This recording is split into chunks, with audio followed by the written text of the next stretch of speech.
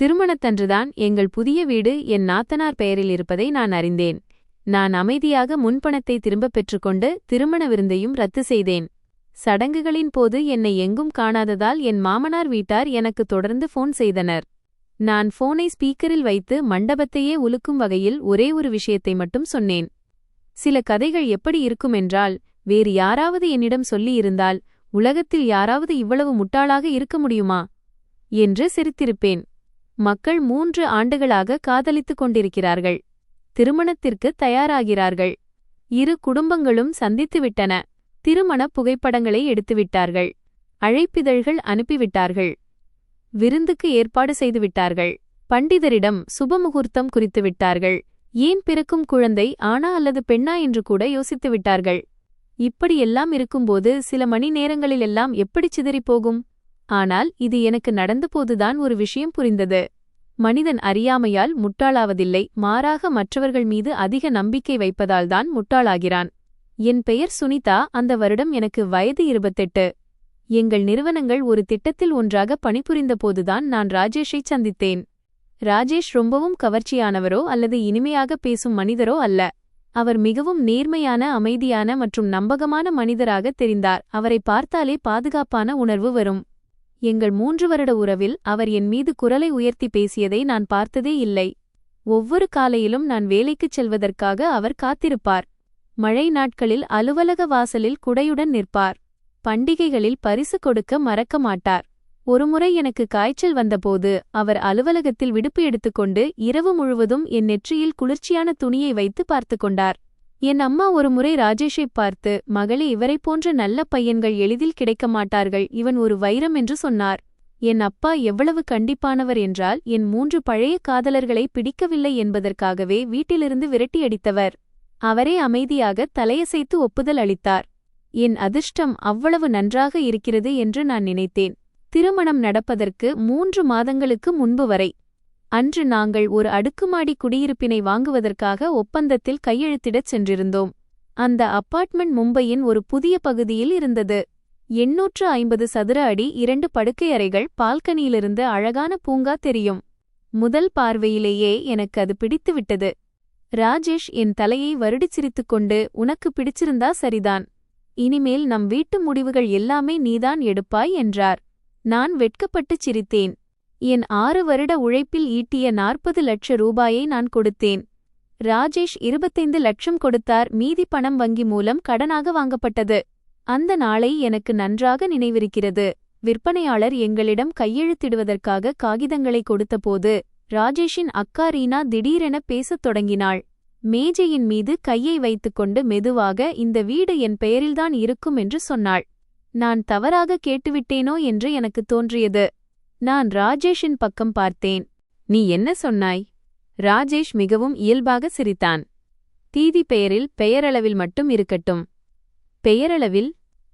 ஆம். நான் அவனை முறைத்துப் பார்த்தேன். என்ன உதவிக்காக? ரீனா கைகளை மடக்கிக் கொண்டு சிரித்துக்கொண்டே, நீ இன்னும் புரியவில்லை என்றாள். இது எங்கள் வீட்டின் விதி. நான் அதிர்ச்சியடைந்தேன். என்ன விதி? வீடு மற்றும் முக்கிய சொத்துக்கள் குடும்பத்தில் யாராவது ஒருவரிடம் இருக்க வேண்டும். அப்போதுதான் எதிர்காலத்தில் கணவன் மனைவி இடையே ஏதாவது பிரச்சனை வந்தால் பாதுகாப்பு இருக்கும். நான் அவளையும் பிறகு ராஜேஷையும் பார்த்தேன். தீதி விளையாடுகிறாள் என்று அவன் சொல்வான் என்று காத்திருந்தேன். ஆனால் அப்படி எதுவும் நடக்கவில்லை. ராஜேஷ் என் கையை பிடித்துக் கொண்டான். இதைப் பற்றி இவ்வளவு யோசிக்காதே. பெயர் மட்டும்தான் தீதியினுடையதாக இருக்கும்.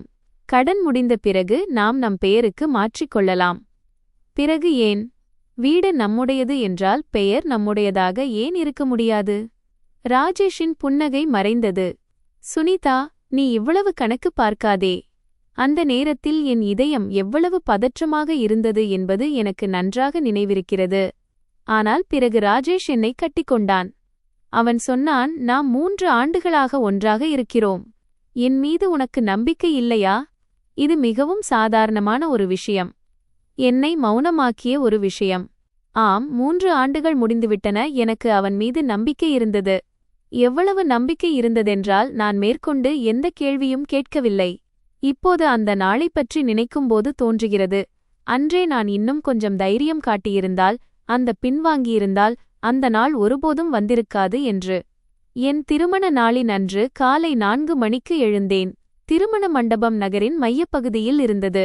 ஒப்பனை, திருமண உடை அணிவது, விருந்தினர்களை வரவேற்பது, புகைப்படங்கள் எடுப்பது என அனைத்தும் திட்டமிட்டபடி நடந்தன.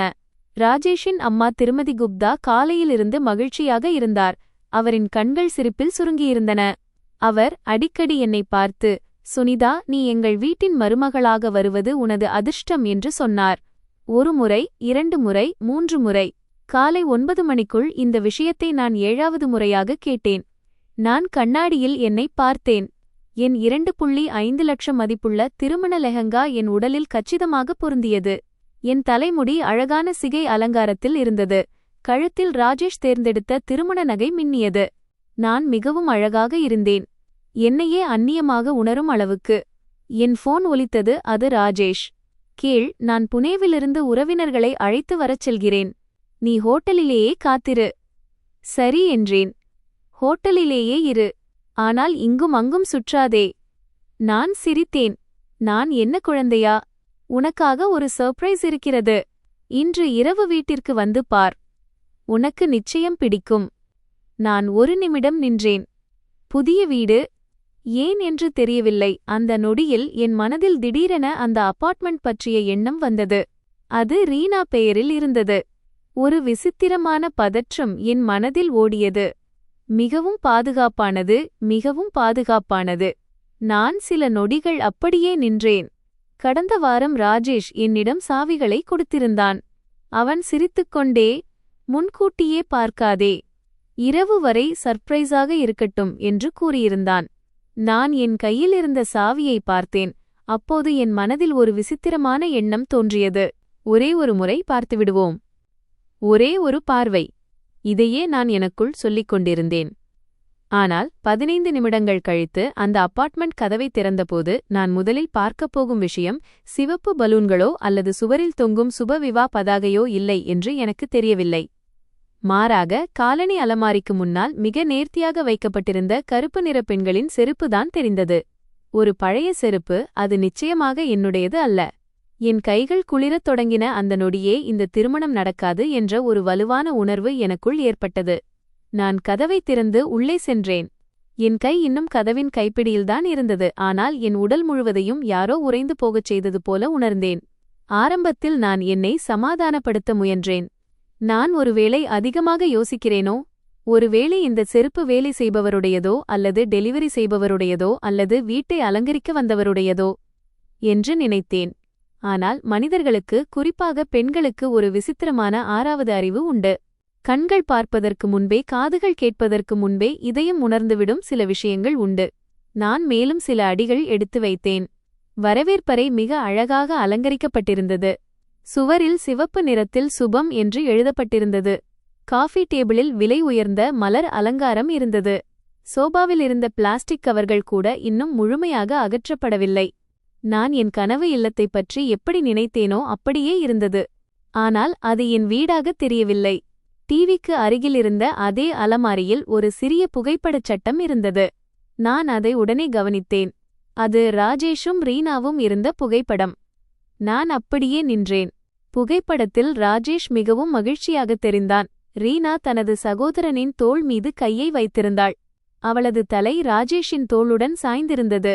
வெளியே இருந்து பார்ப்பவர் யாரும் உடன்பிறப்புகளிடம் எவ்வளவு அன்பு என்று சொல்வார்கள். ஆனால் ஏன் என்று தெரியவில்லை. அந்த புகைப்படத்தை பார்த்ததும் என் இதயம் குளிர்ந்து போனது. ஏனென்றால் அந்த புகைப்படத்தை நான் இதற்கு முன் பார்த்ததே இல்லை என்பது எனக்கு நன்றாகத் தெரியும். நான் மெதுவாக முதன்மை படுக்கையறை நோக்கிச் சென்றேன். கதவு திறந்ததும் என் கால்கள் நடுங்கத் தொடங்கின. ட்ரெஸ்ஸிங் டேபிளில் விதவிதமான காஸ்மெட்டிக் பொருட்கள், வாசனை திரவியங்கள், கிரீம்கள், லிப்ஸ்டிக்குகள், சீப்பு மற்றும் ஒரு ஹேர் ஸ்ட்ரைட்னர் வைக்கப்பட்டிருந்தது. அதன் பிளக் இன்னும் சாக்கெட்டில் இருந்தது.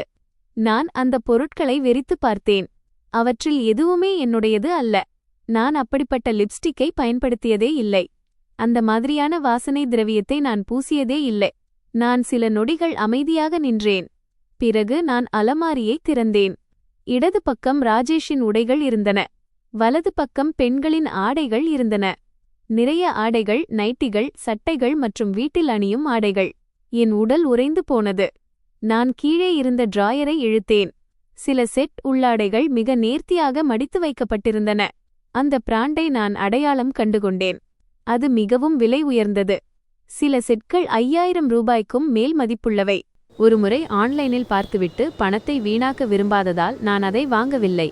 ஆனால் இப்போது அவை இதோ இங்கே கிடக்கின்றன. நான் பணம் கொடுத்து வாங்கிய இந்த வீட்டில் அவை இருந்தன. என் கைகள் நடுங்கின. நான் 2 அடிகள் பின்வாங்கி கட்டிலின் ஓரத்தில் அப்படியே அமர்ந்தேன். என் மூளை முற்றிலும் காலியாக இருந்தது. நான் உடனடியாக ராஜேஷுக்கு ஃபோன் செய்து அவனிடம் கேள்வி கேட்க விரும்பினேன். இது என்ன நடக்கிறது என்று கேட்க நினைத்தேன். ஆனால் ஏன் என்று தெரியவில்லை. நான் ஃபோன் செய்யவில்லை. ஏனென்றால் அந்த நொடியில் எனக்கு பயமாக இருந்தது. பதில் கிடைத்துவிடுமோ என்ற பயம், என் சந்தேகம் உண்மையாகிவிடுமோ என்ற பயம். நான் சிறிது நேரம் அப்படியே அமர்ந்திருந்தேன். பிறகு எழுந்து வீடு முழுவதும் சுற்றினேன். 2வது சிறிய படுக்கையறை குழந்தைகளின் அறை போல அலங்கரிக்கப்பட்டிருந்தது. சுவரில் கார்ட்டூன் ஸ்டிக்கர்கள் ஒட்டப்பட்டிருந்தன. கட்டிலில் சில டெடிப்பியர்கள் இருந்தன. நான் அதிர்ச்சியடைந்தேன். எனக்கு நன்றாக நினைவிருக்கிறது, நானும் ராஜேஷும் இதை பற்றி ஒருபோதும் பேசியதே இல்லை. எங்களுக்கு இன்னும் திருமணமாக கூட இல்லை. நாங்கள் குழந்தைகளை பெற்றுக்கொள்வது பற்றி யோசித்ததே இல்லை. அப்படி இருக்கையில் யாரோ எல்லாம் முன்பே தயார் செய்து வைத்திருப்பது போல ஏன் இருக்கிறது? ஒரு விசித்திரமான உணர்வு எனக்குள் உருவானது. நான் ஸ்டடி ரூம் கதவை திறந்தேன்.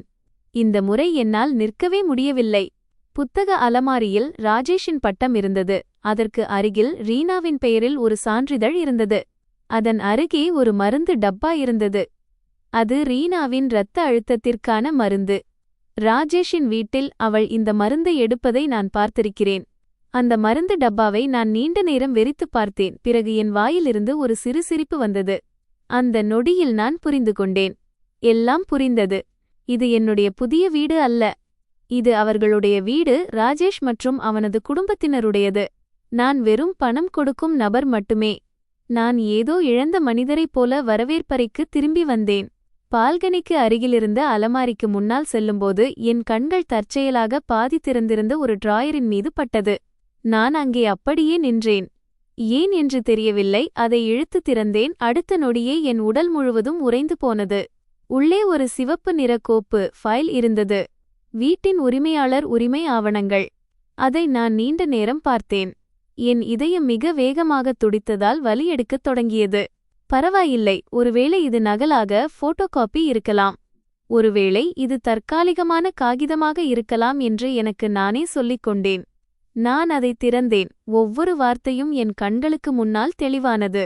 உரிமையாளர் பெயர் ரீனா. வெறும் ரீனா மட்டும். அதில் ராஜேஷின் பெயர் இல்லை. என் பெயர் இல்லை. அந்த எழுத்துக்களை நான் நீண்ட நேரம் பார்த்தேன். எவ்வளவு நேரம் பார்த்தேன் என்றால் என் கண்கள் எரியத் தொடங்கின. கடந்த 3 மாதங்களின் ஒவ்வொரு சிறிய மற்றும் பெரிய நினைவுகளும் என் கண் முன்னே வந்து சென்றன. ஒவ்வொரு முறையும் நான் ஃபர்னிச்சர்களைப் பற்றி பேசும்போது ராஜேஷ் ரீனா தீதி பார்த்து கொண்டார் என்று சொல்லுவான். ஒவ்வொரு முறையும் நான் வங்கி கடன் காகிதங்களைப் பற்றி கேட்கும்போது அவன் பேச்சை மாற்றுவான். ஒவ்வொரு முறையும் ரீனா என்னை பார்க்கும்போது அவள் சிரிப்பாள். அது மிகவும் விசித்திரமான ஒரு சிரிப்பு. அது என்னவென்று எனக்கு அப்போது புரியவில்லை. இப்போது எனக்கு புரிந்துவிட்டது. அது ஒரு வெற்றியாளரின் புன்னகை. கடந்த 3 மாதங்களாக ஏமாற்றப்பட்டு வந்த முட்டாள் நான். ஃபோன் ஒலித்தது. திரையில் ராஜேஷின் பெயர் மின்னியது. நான் அதை பார்த்தேன். சில நொடிகள் கழித்து ஃபோனை எடுத்தேன். அவன் குரல் எப்போதும் போல மென்மையாக இருந்தது. கேள், நீ எங்கே இருக்கிறாய்? மேக்கப் கலைஞர் உன்னை தேடிக்கொண்டிருக்கிறார். நான் அமைதியாக இருந்தேன். சுனிதா, நீ எங்கே இருக்கிறாய்? நான் அறையைச் சுற்றிலும் பார்த்தேன். அலமாரியில் தொங்கிய நைட்டிகளை பார்த்தேன்.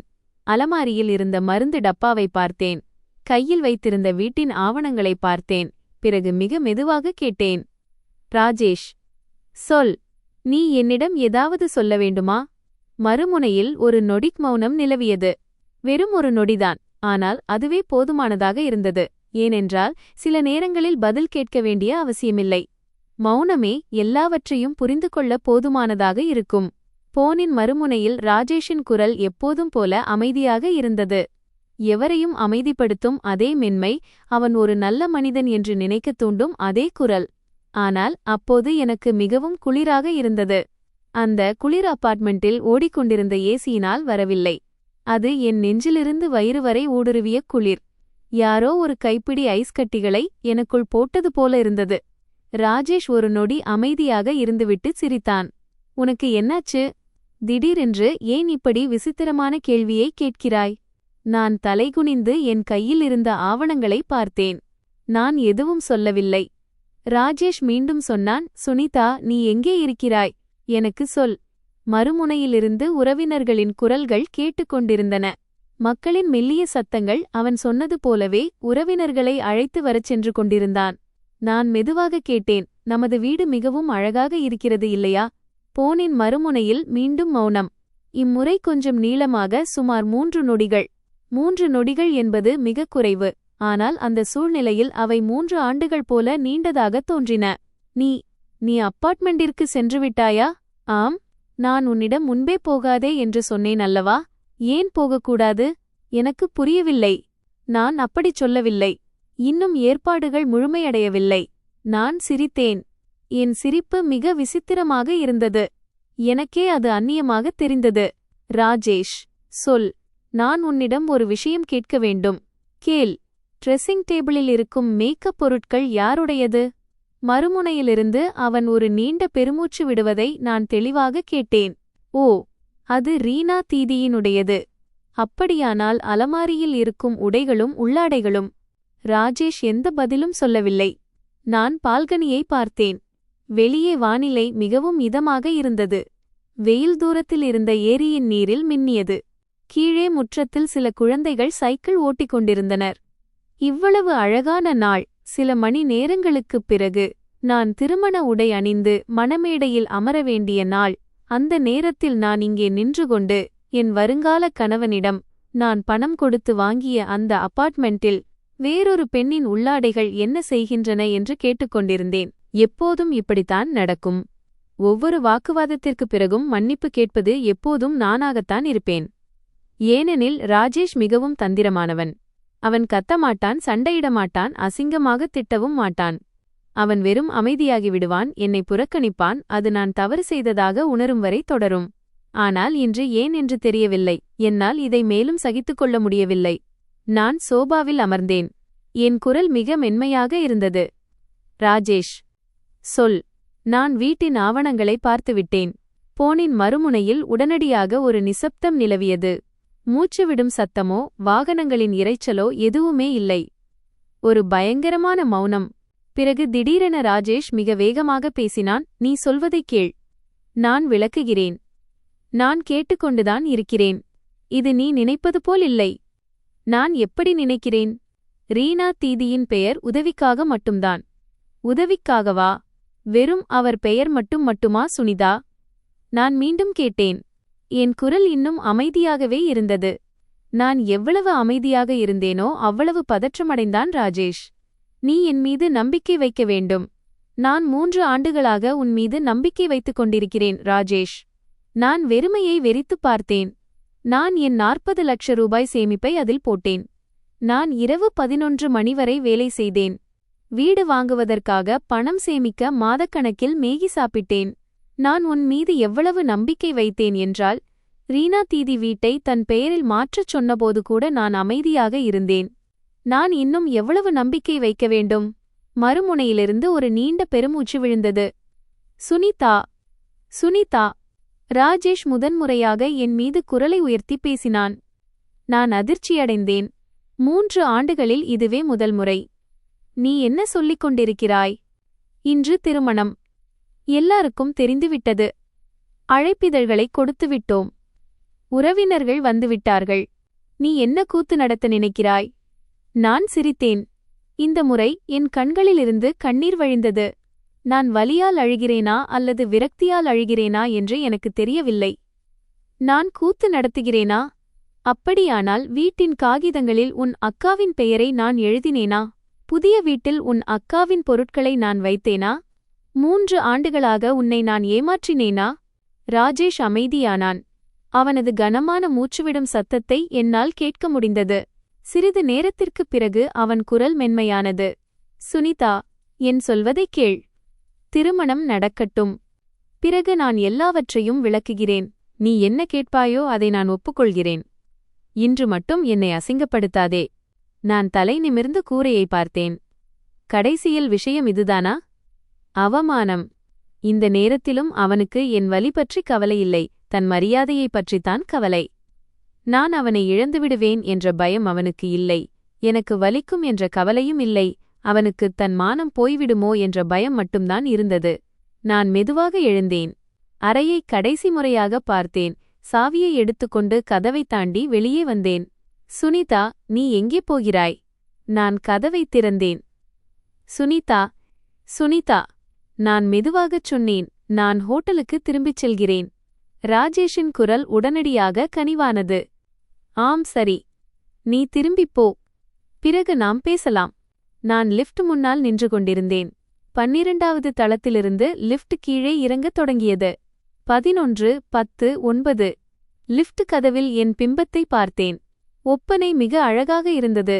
இதழ்கள் சிவப்பாக இருந்தன. தலைமுடி நேர்த்தியாக கட்டப்பட்டிருந்தது, அப்படியே ஒரு மணப்பெண் போல. ஆனால் என் கண்கள் ஏதோ ஒரு ஆழ்ந்த கனவிலிருந்து இப்பதான் விழித்தெழுந்தவள் போல இருந்தன.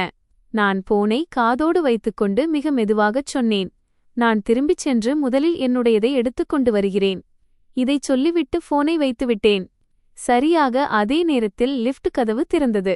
என் மனம் ஒரு திட்டத்தை உருவாக்கியது. அதைப் பற்றி நான் அந்த நொடி வரை நினைத்துக்கூட பார்த்ததில்லை. நான் லிஃப்டிலிருந்து வெளியே வந்தேன். என் மனம் ஒரு விசித்திரமான அமைதியுடன் இருந்தது. ஏமாற்றம் கிடைக்கும்போது ஒரு மனிதனால் வலியினால் நிற்கக்கூட முடியாது. அழுவான், கத்துவான், உண்மையை அறிய ஓடுவான் என்று சொல்வார்கள். நானும் அப்படி இருப்பேன் என்று நினைத்தேன். ஆனால் வலி ஒரு எல்லையை தாண்டும்போது கண்ணீர் தானாகவே காய்ந்துவிடுகிறது என்பதையும், இறுதியில் எஞ்சியிருக்கும் ஒரே உணர்வு ஒருவிதமான குளிர்ச்சி என்பதையும் உணர்ந்தேன். அந்த குளிர்ச்சி உடல் முழுவதும் பரவி மூளையை தெளிவாக்கியது. நான் நடந்து கொண்டே போனை பார்த்தேன். ராஜேஷிடமிருந்து 10 மிஸ்டு கால்கள், 5 மெசேஜ்கள். சுனிதா, வீணாக யோசிக்காதே. சுனிதா, என் சொல்வதைக் கேள். நீ முதலில் ஹோட்டலுக்கு திரும்பிப்போ. இன்று என்னை இக்கட்டான நிலையில் தள்ளாதே. கடைசி மெசேஜ் சில நொடிகள் முன்பு வந்தது. சுனிதா, புரிந்துகொள், மான்ஜாவ். அந்த 2 வார்த்தைகளை புரிந்துகொள். நான் நீண்ட நேரம் பார்த்தேன். கடந்த 3 ஆண்டுகளாக ராஜேஷ் எப்போதும் இதையேதான் செய்து கொண்டிருந்தான். நான் சோகமாக இருக்கும்போது எல்லாம் அவன் புரிந்துகொள், மான்ஜாவ் என்பான்.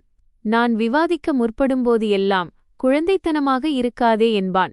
எனக்கு ஏதாவது பாதிப்பு ஏற்படும்போது அவன் என் தோள் மீது கையை வைத்து, புரிந்துகொள், கொஞ்சம் விட்டுக் கொடுப்பதில் என்ன வந்துவிடப் போகிறது என்பான்.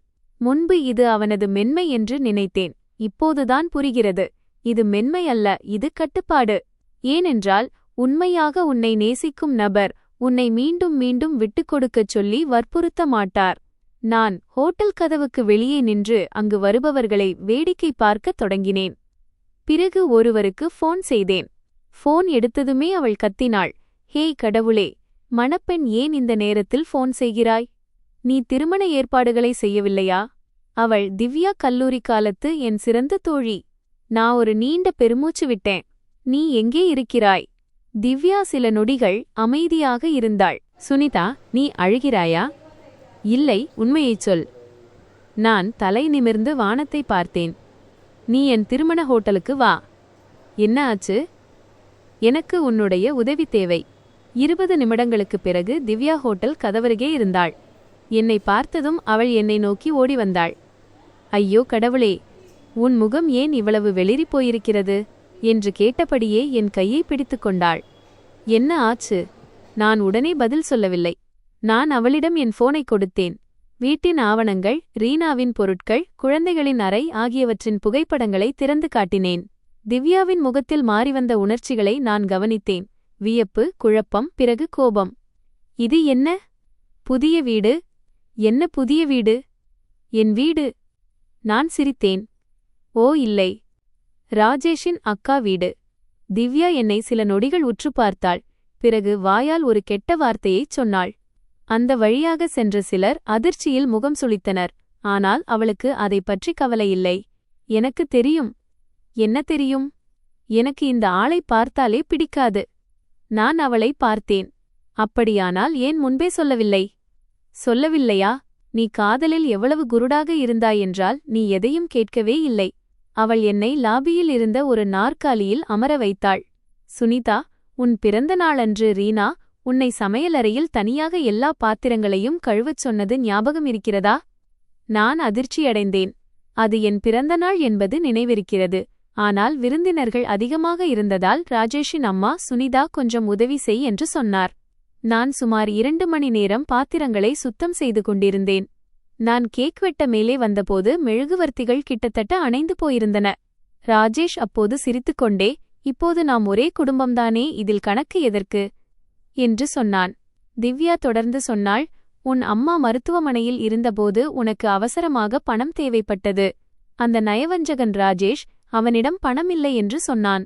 ஆனால் ஒரு வாரத்திற்குள்ளேயே அவன் ரீனா தீதிக்காக புதிய போன் வாங்கினான்.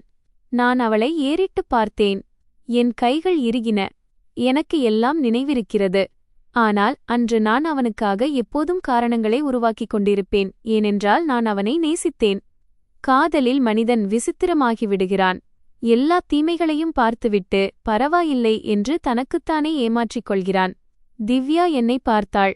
சுனிதா, இப்போது நீ என்ன செய்யப் போகிறாய்? நான் அமைதியாக இருந்தேன். சரியாக அதே நேரத்தில் போன் ஒலித்தது. ராஜேஷின் அம்மாவின் போன். திரையில் திருமதி குப்தா என்று மின்னியது. 1 முறை, 2 முறை, 3 முறை. நான் எடுக்கவில்லை. பிறகு போன் ஒலித்தது. இம்முறை ரீனா. நான் போனை எடுத்தேன். நான் ஏதாவது சொல்வதற்கு முன்பே ரீனாவின் குரல் கேட்டது. சுனிதா, நீ எங்கே இருக்கிறாய்? நான் மெதுவாகச் சிரித்தேன். ஏதாவது வேலை இருந்ததா தீதி? நீயே என்னிடம் கேட்கிறாய். இன்று திருமண நாள் என்பது தெரியுமா? எனக்கு தெரியும். பிறகு நீ ஏன் அங்குமிங்கும் சுற்றிக் கொண்டிருக்கிறாய்? நான் சுற்றிக் கொண்டிருக்கிறேன், அவ்வளவுதான். ரீனாவின் குரலில் கோபம் வெளிப்பட்டது. நீ பைத்தியம் பிடித்துவிட்டாயா? குழந்தையைப் போல செயல்படாதே. மொத்த குடும்பமும் உன்னை தேடிக்கொண்டிருக்கிறது. நான் அமைதியாக அமர்ந்திருந்தேன். தீதி, அந்த அபார்ட்மெண்ட் மிகவும் அழகாக இருக்கிறது. மறுமுனையில் மௌனம். நீ என்ன சொல்லிக் கொண்டிருக்கிறாய்? எனக்கு புரியவில்லை. இப்போது நாடகம் போடாதே. சுனிதா, நான் உன்னிடம் ஒரே ஒரு கேள்வி கேட்கிறேன். நான் வெளியே கண்ணாடியில் தெரிந்த பிம்பத்தை பார்த்தேன். நீங்கள் அந்த வீட்டில் எவ்வளவு காலம் தங்கப் போகிறீர்கள்? ரீனா அமைதியாக இருந்தாள். சில நொடிகள் கழித்து அவள் சிரித்தாள். முதல் முறையாக அவளது சிரிப்பில் எந்த பாவனையும் இல்லை, எந்த முறையான மரியாதையும் இல்லை. அதில் ஒரு பிடிவாதம் மட்டுமே இருந்தது. உனக்கு தெரிந்துவிட்டது என்றால் நானும் இனி எதையும் மறைக்கப் போவதில்லை. என் இதயம் சுருங்கியது. சுனிதா, திருமணத்திற்குப் பிறகு ஒரு பெண் கொஞ்சம் புத்திசாலித்தனமாக இருக்க வேண்டும். நீ எங்கள் வீட்டிற்கு மருமகளாக வந்த பிறகு நீயும் எங்கள் குடும்பத்தின் ஒரு பகுதியாகி விடுவாய். வீடு யார் பெயரில் இருந்தால் என்ன? நான் ராஜேஷின் சகோதரி. உனக்கு நான் ஏன் கெடுதல் நினைக்கப் போகிறேன்?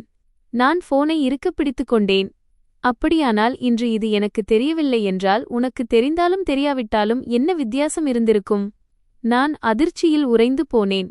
எப்படியும் திருமணத்திற்குப் பிறகு நீ எங்கள் குடும்பத்தோடுதான் இருக்க வேண்டும். சுனிதா, பெண்கள் இவ்வளவு கணக்கு பார்க்கக்கூடாது. அது மட்டுமில்லாமல் நீ இப்போது 30 வயதை நெருங்கிக் கொண்டிருக்கிறாய். ராஜேஷை விட்டுவிட்டால் உன்னை விடச் சிறந்தவன் உனக்கு கிடைப்பான் என்று நினைக்கிறாயா? நான் தலை நிமிர்ந்தேன். என் இதழ்கள் நடுங்கிக் கொண்டிருந்தன. ஏனென்றால் அதே நொடியில் என் மனதில் ஒரு எண்ணம் தோன்றியது. அது எனக்கே பயத்தை அளித்தது. நான் திவ்யாவை பார்த்துவிட்டு மெதுவாக எழுந்தேன். நீ என்னுடன் வா. திவ்யா ஆச்சரியமடைந்தாள். எங்கே? நான் ஹோட்டல் ரிசப்ஷன் கவுண்டரைப் பார்த்தேன். எனக்கு சொந்தமானதை மீண்டும் பெற்றுக்கொள்ள. இந்த முறை நான் அழப்போவதில்லை. நான் ஹோட்டல் ரிசப்ஷன் கவுண்டரைப் பார்த்தேன். என் அருகில் நின்றிருந்த திவ்யா என்னை யாரோ ஒரு அந்நியனை பார்ப்பது போல பார்த்து கொண்டிருந்தாள். மென்மையான இதயம் கொண்ட தன் தோழியின் கண்களில் இப்படி ஒரு மின்னல் எப்படி வர முடியும் என்று அவளுக்கு நம்பவே முடியவில்லை. ஏனெனில் அந்த நொடியில் எனக்கே என் மாற்றத்தை உணர முடிந்தது. பெண்கள் காதலிக்கும்போது குருடாகிவிடுகிறார்கள் என்றும், சுய உணர்வு வரும்போது ஆபத்தானவர்களாக மாறிவிடுகிறார்கள் என்றும் சொல்வார்கள். முன்பு இதெல்லாம் வெறும் பேச்சாகத்தான் எனக்கு தெரிந்தது. ஆனால் அந்த நேரத்தில் எனக்கு புரிந்தது, பெண் ஆபத்தானவள் என்பது பழிவாங்க வேண்டும் என்பதற்காக அல்ல, மாறாக இதயம் உடையும்போது மூளை விழித்துக் கொள்கிறது என்பதற்காகத்தான். திவ்யா என் கையை பிடித்தாள். சுனிதா, நீ என்ன செய்யப் போகிறாய்? நான் அவளை பார்த்து ஒரு மெல்லிய பெருமூச்சு விட்டேன். எனக்குச் சொந்தமானதைத்தான் நான் எடுக்கப் போகிறேன். ஆனால் எந்த முட்டாள்தனமும் செய்துவிடாதே. நான் முட்டாள் அல்ல. நான் தலைகுனிந்து போனை பார்த்தேன். 23 மிஸ்டு கால்கள். ராஜேஷிடமிருந்து 17, அவன் அம்மாவிடமிருந்து 5 மற்றும் ரீனாவின் ஒரு மெசேஜ் ஸ்கிரீனில் நிரம்பியிருந்தது. சுனிதா, போனை எடு. நீ எங்கே இருக்கிறாய்? எல்லோரும் உன்னை தேடிக் கொண்டிருக்கிறார்கள். சுனிதா, என்னை அசிங்கப்படுத்தாதே. அசிங்கமா? மீண்டும் அதே பேச்சு. நான் மெதுவாகச் சிரித்தேன். காலை முதல் இதுவரை யாரும் ஒருமுறை கூட நான் நலமா என்று கேட்கவில்லை. யாருக்கும் என் வலி பற்றி கவலையில்லை. நான் எங்கே எப்படி இருக்கிறேன் என்று யாருக்கும் கவலையில்லை. நான் பயப்படுகிறேனா இல்லையா என்று கூட யாரும் கேட்கவில்லை. எல்லோருமே நான் எங்கே இருக்கிறேன் என்றுதான் கேட்டார்கள். என்னை எப்படியாவது மீண்டும் இழுத்து வந்து மணப்பெண்ணாக்க வேண்டும் என்பதற்காக. திவ்யா என்னை லிஃப்டிற்குள் இழுத்தாள். நீ நேரடியாக மேலேதான் போகிறாயா? ஆம், ராஜேஷின் குடும்பத்தினர் அங்கிருந்தால் இன்னும் நல்லது. லிஃப்ட் கதவு திறந்தது. ஹோட்டலின் 2வது தளம் திருமணத்திற்காக ஒதுக்கப்பட்டிருந்தது. நாங்கள் வெளியே வந்ததும் ஹாலுக்கு உள்ளிருந்து ஒரு அறிவிப்பாளரின் குரலை கேட்டேன். தயவுசெய்து இன்னும் சில நிமிடங்கள் காத்திருங்கள். மணப்பெண் தயாராகிக் கொண்டிருக்கிறார். நான் அதிர்ச்சியடைந்தேன். தயாராகிக் கொண்டிருக்கிறாரா? நான் திவ்யாவை பார்த்தேன். அவளும் என்னை பார்த்தாள். நாங்கள் இருவரும் சில நொடிகள் அமைதியாக இருந்தோம். பிறகு அவளது கண்கள் விரிந்தன. ஒருவேளை. நான் ஹால் கதவை நோக்கி வேகமாக நடந்தேன். நெருங்க நெருங்க என் இதயம் இன்னும் வேகமாக துடித்தது. கதவை அடைந்தபோது ஒரு ஹோட்டல் ஊழியர் தலைகுனிந்து போனில் பேசுவதைக் கண்டேன். அவன் தலை நிமிர்ந்து என்னை பார்த்ததும் அவன் முகம் வெளுத்துப் போனது. நீங்களா? சுனிதா மேம். வணக்கம் மேம். நீங்கள் நலமாகத்தானே இருக்கிறீர்கள்? நான் சிரித்தேன். எனக்கு என்ன ஆகப் போகிறது? அந்த ஊழியர் என்னை உற்று பார்த்துவிட்டு பிறகு ஹாலுக்குள் எட்டிப் பார்த்தார். அவன் கண்களில் ஒரு விசித்திரமான பதற்றம் இருந்தது. உள்ளே ஏதோ பெரிய தவறு நடக்கிறது என்பதை நான் உடனே புரிந்து கொண்டேன். தயவு செய்து உண்மையைச் சொல். மற்றவர்கள் என்ன சொன்னார்கள்? அவர்கள் நீங்கள் திடீரென்று வயிற்றுவலியால் அவதிப்படுவதாகவும் அதனால் ஓய்வெடுப்பதாகவும் சொன்னார்கள். நிகழ்ச்சி தொடர்ந்து நடக்கும் என்று சொன்னார்கள். நான் அப்படியே உறைந்து நின்றேன். தொடர்ந்து நடக்கும்? அது எப்படி தொடர்ந்து நடக்கும்? அந்த ஊழியர் தலைகுனிந்து கொண்டார். எனக்கு தெரியவில்லை. நான் இடதுபுற கதவை பார்த்து மெதுவாக தள்ளினேன். கதவு திறந்தது. திருமண இசைக்காதுகளை நிறைத்தது. ஹால் கூட்டம் நிரம்பி வழிந்தது. சுமார் 30 மேஜைகளில் விருந்தினர்கள் நிறைந்திருந்தனர். இருதரப்பு உறவினர்களும் சிரித்து பேசிக் கொண்டிருந்தனர். சிலர் உணவு உண்டு கொண்டிருந்தனர். சிலர் புகைப்படம் எடுத்துக் கொண்டிருந்தனர். ஏதோ ஒன்றும் நடக்காதது போல சிலர் நின்று மது அருந்திக் கொண்டிருந்தனர். நான் மேடையை பார்த்தேன். அடுத்த நொடியே என் உடல் முழுவதும் உறைந்து போனது. ராஜேஷ் அங்கே நின்று கொண்டிருந்தான். அதே கருப்பு நிற சூட், அதே புன்னகை. ஆனால் அவனுக்கு அருகில் நின்றது நான் அல்ல. அதே வெள்ளை நிற திருமண உடையணிந்த வேறொரு பெண். அவள் முகம் முக்காட்டினால் பாதி மூடப்பட்டிருந்தது. நான் அதிர்ச்சியில் உறைந்தேன். என் அருகில் நின்றிருந்த திவ்யா, நயவஞ்சகர்கள், இவனுங்களுக்கு எவ்வளவு தைரியம் என்று கத்தினாள்.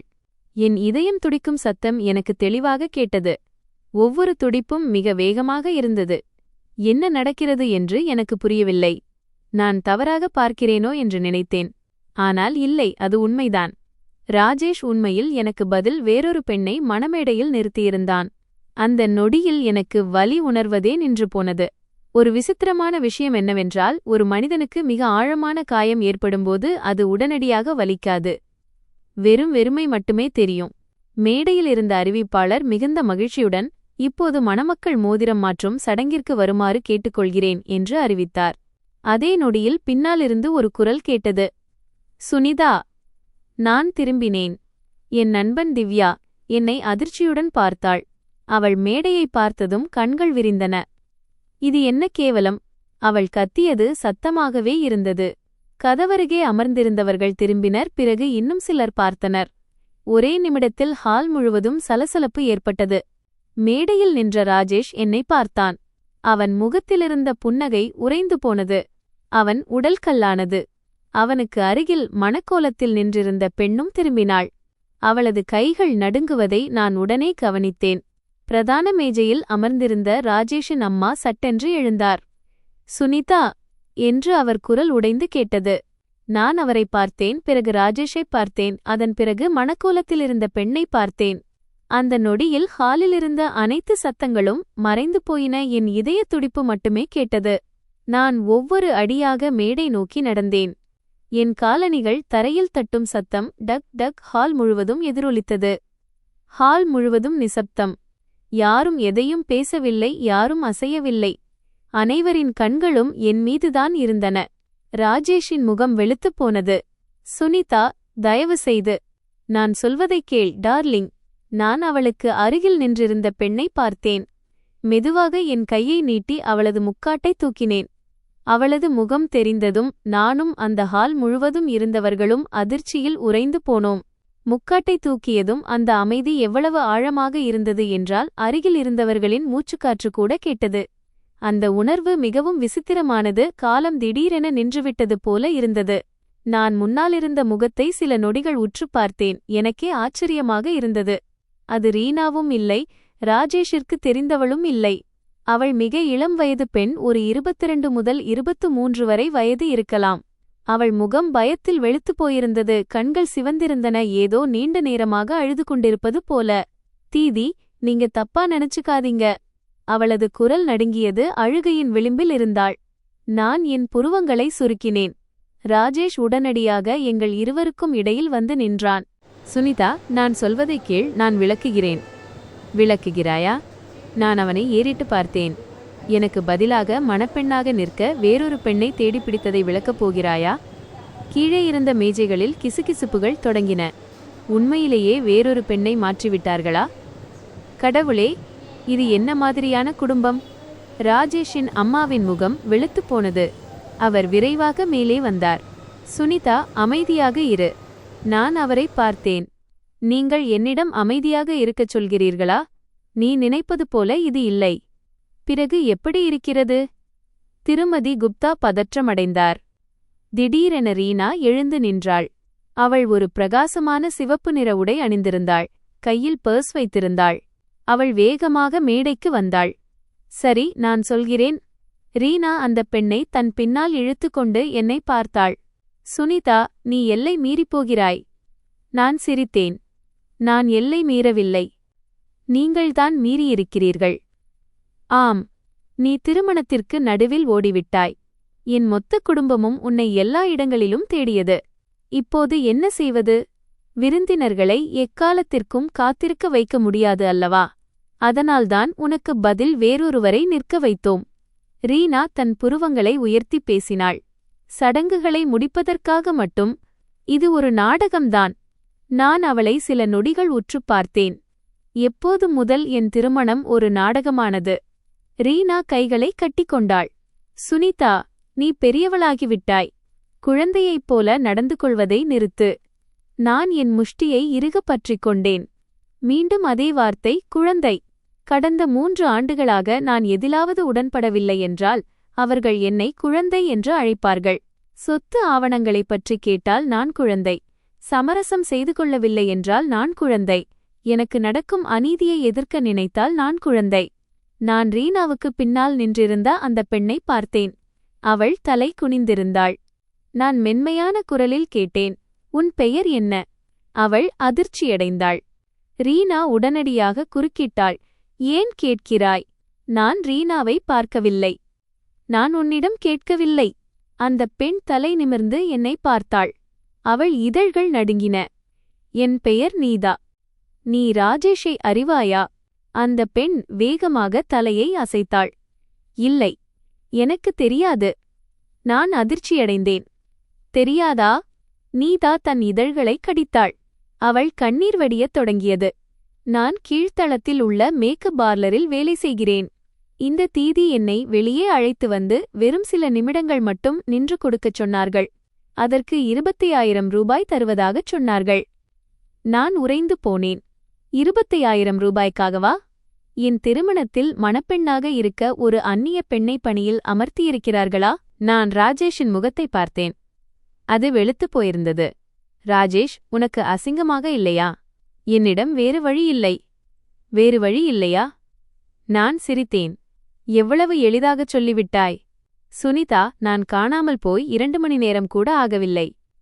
நீ என்னை தேடவில்லை. நான் உயிருடன் இருக்கிறேனா அல்லது செத்துவிட்டேனா என்று கூட நீ கேட்கவில்லை. நீ செய்த முதல் வேலை எனக்கு பதில் வேறொருவரை நிறுத்த ஆள் தேடியதுதான். என் குரல் மிகவும் அமைதியாக இருந்தது. எவ்வளவு அமைதியாக இருந்தேன் என்றால் எனக்கே ஆச்சரியமாக இருந்தது. ராஜேஷ் என்னை பார்த்தான். அவனது கண்களில் பயம் தெரிந்தது. அப்படியில்லை. பிறகு எப்படி? என்ன சொல்கிறாய்? பெற்றோர்களின் கௌரவம் போய்விடுமோ என்று பயந்தேன். ஓ, நான் தலையை ஆட்டினேன். மீண்டும் அதே கௌரவம். நான் ஹாலைச் சுற்றி பார்த்தேன். பல கண்கள் எங்களை உற்று பார்த்து கொண்டிருந்தன. சிலவற்றில் பரிதாபம், சிலவற்றில் ஆர்வம், சிலவற்றில் வெறுப்பு. ஆனால் இப்போது எனக்கு எதைப்பற்றியும் கவலையில்லை. நான் மீண்டும் ராஜேஷை பார்த்தேன். உனக்கு தெரியுமா, முதலில் துரோகம் செய்பவன்தான் மிகவும் கொடூரமானவன் என்று நினைத்தேன். ஆனால் அதுவல்ல. துரோகம் செய்த பிறகும் தன்னைத்தானே சரி என்று நியாயப்படுத்துபவன்தான் மிகவும் கொடூரமானவன். ராஜேஷ் என்னையே வெறித்து பார்த்தான். அவனது இதழ்கள் துடித்தன. ஆனால் ஒரு வார்த்தை கூட அவனால் பேச முடியவில்லை. அதே நொடியில் என் போன் ஒலித்தது. வங்கியிலிருந்து ஒரு மெசேஜ். நான் அதை பார்த்தேன். ஒரு நிமிடம் என் இதயம் துடிப்பதை நிறுத்தியது. எனக்கும் ராஜேஷுக்கும் இருந்த ஜாயிண்ட் அக்கவுண்டிலிருந்து அனைத்து பணமும் எடுக்கப்பட்டிருந்தது. 40 லட்சம் ரூபாய் காணாமல் போய்விட்டது. நான் வேகமாக தலை நிமிர்ந்தேன். என் கண்கள் மெதுவாக ரீனாவின் பக்கம் திரும்பின. அதே நொடியில் அவள் உதட்டின் ஓரம் லேசாக உயர்வதை நான் கவனித்தேன். மிக மெல்லிய புன்னகை. ஆனால் அதை வைத்தே என்னால் அனைத்தையும் புரிந்து கொள்ள முடிந்தது. நான் என் போன் திரையை வெறித்து பார்த்து கொண்டிருந்தேன். என் உடலில் இருந்த அத்தனை இரத்தமும் வற்றிவிட்டது போல உணர்ந்தேன். வங்கியின் மெசேஜ் என் கண்களுக்கு முன்னால் தெளிவாக இருந்தது. ஒவ்வொரு எழுத்தும் என் கண்களை குத்தியது. 40 லட்சம் வெற்றிகரமாக மாற்றப்பட்டது. நான் அதை மீண்டும் மீண்டும் படித்தேன். 40 லட்சம், சரியாக 40 லட்சம். இது என் கடந்த 6 ஆண்டுகால உழைப்பின் பலன். நான் இரவு 11 மணி வரை வேலை செய்த நாட்களின் பலன். அலுவலகத்தில் அவசரமாக சாப்பிட்ட அந்த தன்னனைய லஞ்ச் பாக்ஸுகளின் பலன். பிடித்திருந்தாலும் வாங்க மறுத்த அந்த காலணிகளின் பலன். இது திருமணத்திற்கான பணம், என் எதிர்காலத்திற்கான பணம். என்னெல்லாம் அதுதான். திவ்யா என் கையிலிருந்து போனை பறித்தாள். இது என்ன? நான் எதுவும் சொல்லவில்லை. அவள் திரையை சில நொடிகள் பார்த்துவிட்டு பின் கத்தினாள், அயோக்கிய பசங்களா. ஹால் முழுவதும் இருந்த கிசுகிசுப்புகள் மீண்டும் எங்கள் பக்கம் திரும்பின. ஆனால் அப்போது என்னால் எதையும் கேட்க முடியவில்லை. என் காதுகள் அடைத்துப் போயின.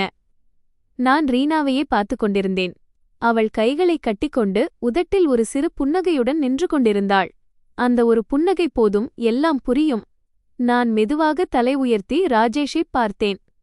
ஜாயிண்ட் அக்கவுண்ட் என்று மட்டும் சொன்னேன். ராஜேஷ் அதிர்ச்சியடைந்தான். ஜாயிண்ட் அக்கவுண்டா? அதிலிருந்த பணம் எங்கே? ராஜேஷின் முகம் உடனடியாக கடுமையாக மாறியது.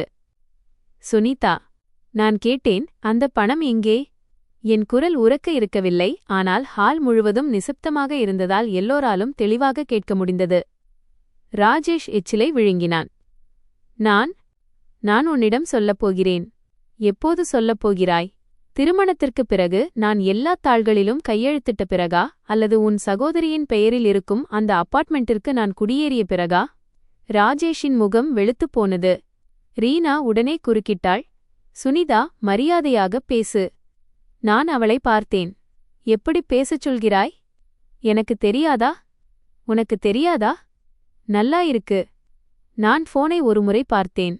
மெசேஜில் அந்த பணம் ஒரு தனிப்பட்ட கணக்கிற்கு மாற்றப்பட்டிருப்பது தெளிவாக இருந்தது. அக்கவுண்ட் வைத்திருப்பவரின் பெயர் 3 வார்த்தைகளில் இருந்தது, ரீனா. நான் சிரித்தேன். இந்த முறை இது வலியால் வந்த சிரிப்பு அல்ல, இது ஒரு மிகப்பெரிய நகைச்சுவை போல தோன்றியதால் வந்த சிரிப்பு. நான் போனை அவன் முகத்திற்கு நேராக காட்டினேன். இப்போது உனக்கு தெரியாதா? இந்த பெயர் வெறும் தற்செயல்தானா? ரீனாவின் நிறம் உடனடியாக மாறியது. அவள் போனை பறிக்க முயன்றாள். இங்கு கொடு. நான் அதை இறுகப் பிடித்துக் கொண்டேன். ஏன்? பயமா இருக்கா? ராஜேஷ் முன்னே வந்தான். சுனிதா, அமைதியாக இரு. நீ என்னிடம் அமைதியாக இருக்கச் சொல்கிறாயா?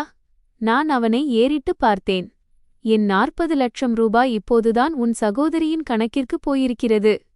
இல்லை, அப்படி இல்லை. ராஜேஷ் பதற்றமடைந்தான். ரீனா தீதி சில காலத்திற்குத்தான் வைத்திருக்கிறார். நான் சில நொடிகள் அமைதியாக நின்று அவனை ஒரு அந்நியனை பார்ப்பது போல பார்த்தேன். சில காலத்திற்குத்தானா? சுனிதா, சொல்வதைக் கேள். என்ன சில காலத்திற்கு? திருமணத்திற்குப் பிறகு பணம் எல்லாரும் சேர்ந்ததுதானே? எல்லாரும் சேர்ந்ததா? ஆம், எல்லாரும் சேர்ந்ததுதான். அதனால்தான் உன் சகோதரியின் கணக்கிற்கு மாற்றப்பட்டதா? எல்லாரும் சேர்ந்தது என்பதற்காகத்தான் என்னிடம் கேட்கத் தேவையில்லை என்று நினைத்தாயா? எல்லாரும் சேர்ந்தது என்பதற்காகத்தான் திருமண நாளன்றே எடுக்கப்பட்டதா? ராஜேஷின் முகம் சிவக்கத் தொடங்கியது. சுனிதா, மெதுவாகப் பேசு. ஏன் மெதுவாக பேச வேண்டும்? இங்கே நிறைய பேர் இருக்கிறார்கள் அல்லவா? நான் தலையை அசைத்தேன். மீண்டும் கௌரவத்தைப் பற்றிய கேள்வியா இல்லையா? அவன் அமைதியானான். நான் அவனை நீண்ட நேரம் பார்த்தேன். 3 ஆண்டுகள் நான் இந்த ஆளை காதலித்தேன். 3 ஆண்டுகள். எனக்கு ஒரு மகள் பிறந்தால் அவள் ராஜேஷைப் போல நேர்மையான சுபாவத்துடன் இருக்க வேண்டும் என்று நினைத்தேன். என் பெற்றோர்கள் வயதான பிறகு ராஜேஷ் ஒரு ஆதரவாக இருப்பான் என்று எண்ணினேன். நான் மிகவும் அதிர்ஷ்டசாலி என்று நினைத்தேன். இப்போது பின்னோக்கிப் பார்க்கும்போது என் மீதே எனக்கு பரிதாபம் வருகிறது. நான் தவறான மனிதனை காதலித்தேன் என்பதற்காக அல்ல, மாறாக எனக்கு நானே மீண்டும் மீண்டும் துரோகம் செய்து கொண்டேன் என்பதற்காக. கீழே இருந்த மேஜைகளில் கிசுகிசுப்புகள் தொடங்கின. எவ்வளவு கேவலமான மனிதர்கள்! பெண்ணின் பணத்தை வைத்து இந்த குடும்பம் முன்பே எதையோ திட்டமிட்டு வைத்திருக்கிறது. ராஜேஷின் அம்மா பயந்து போனார். நீங்கள் இவள் சொல்வதை நம்பாதீர்கள்.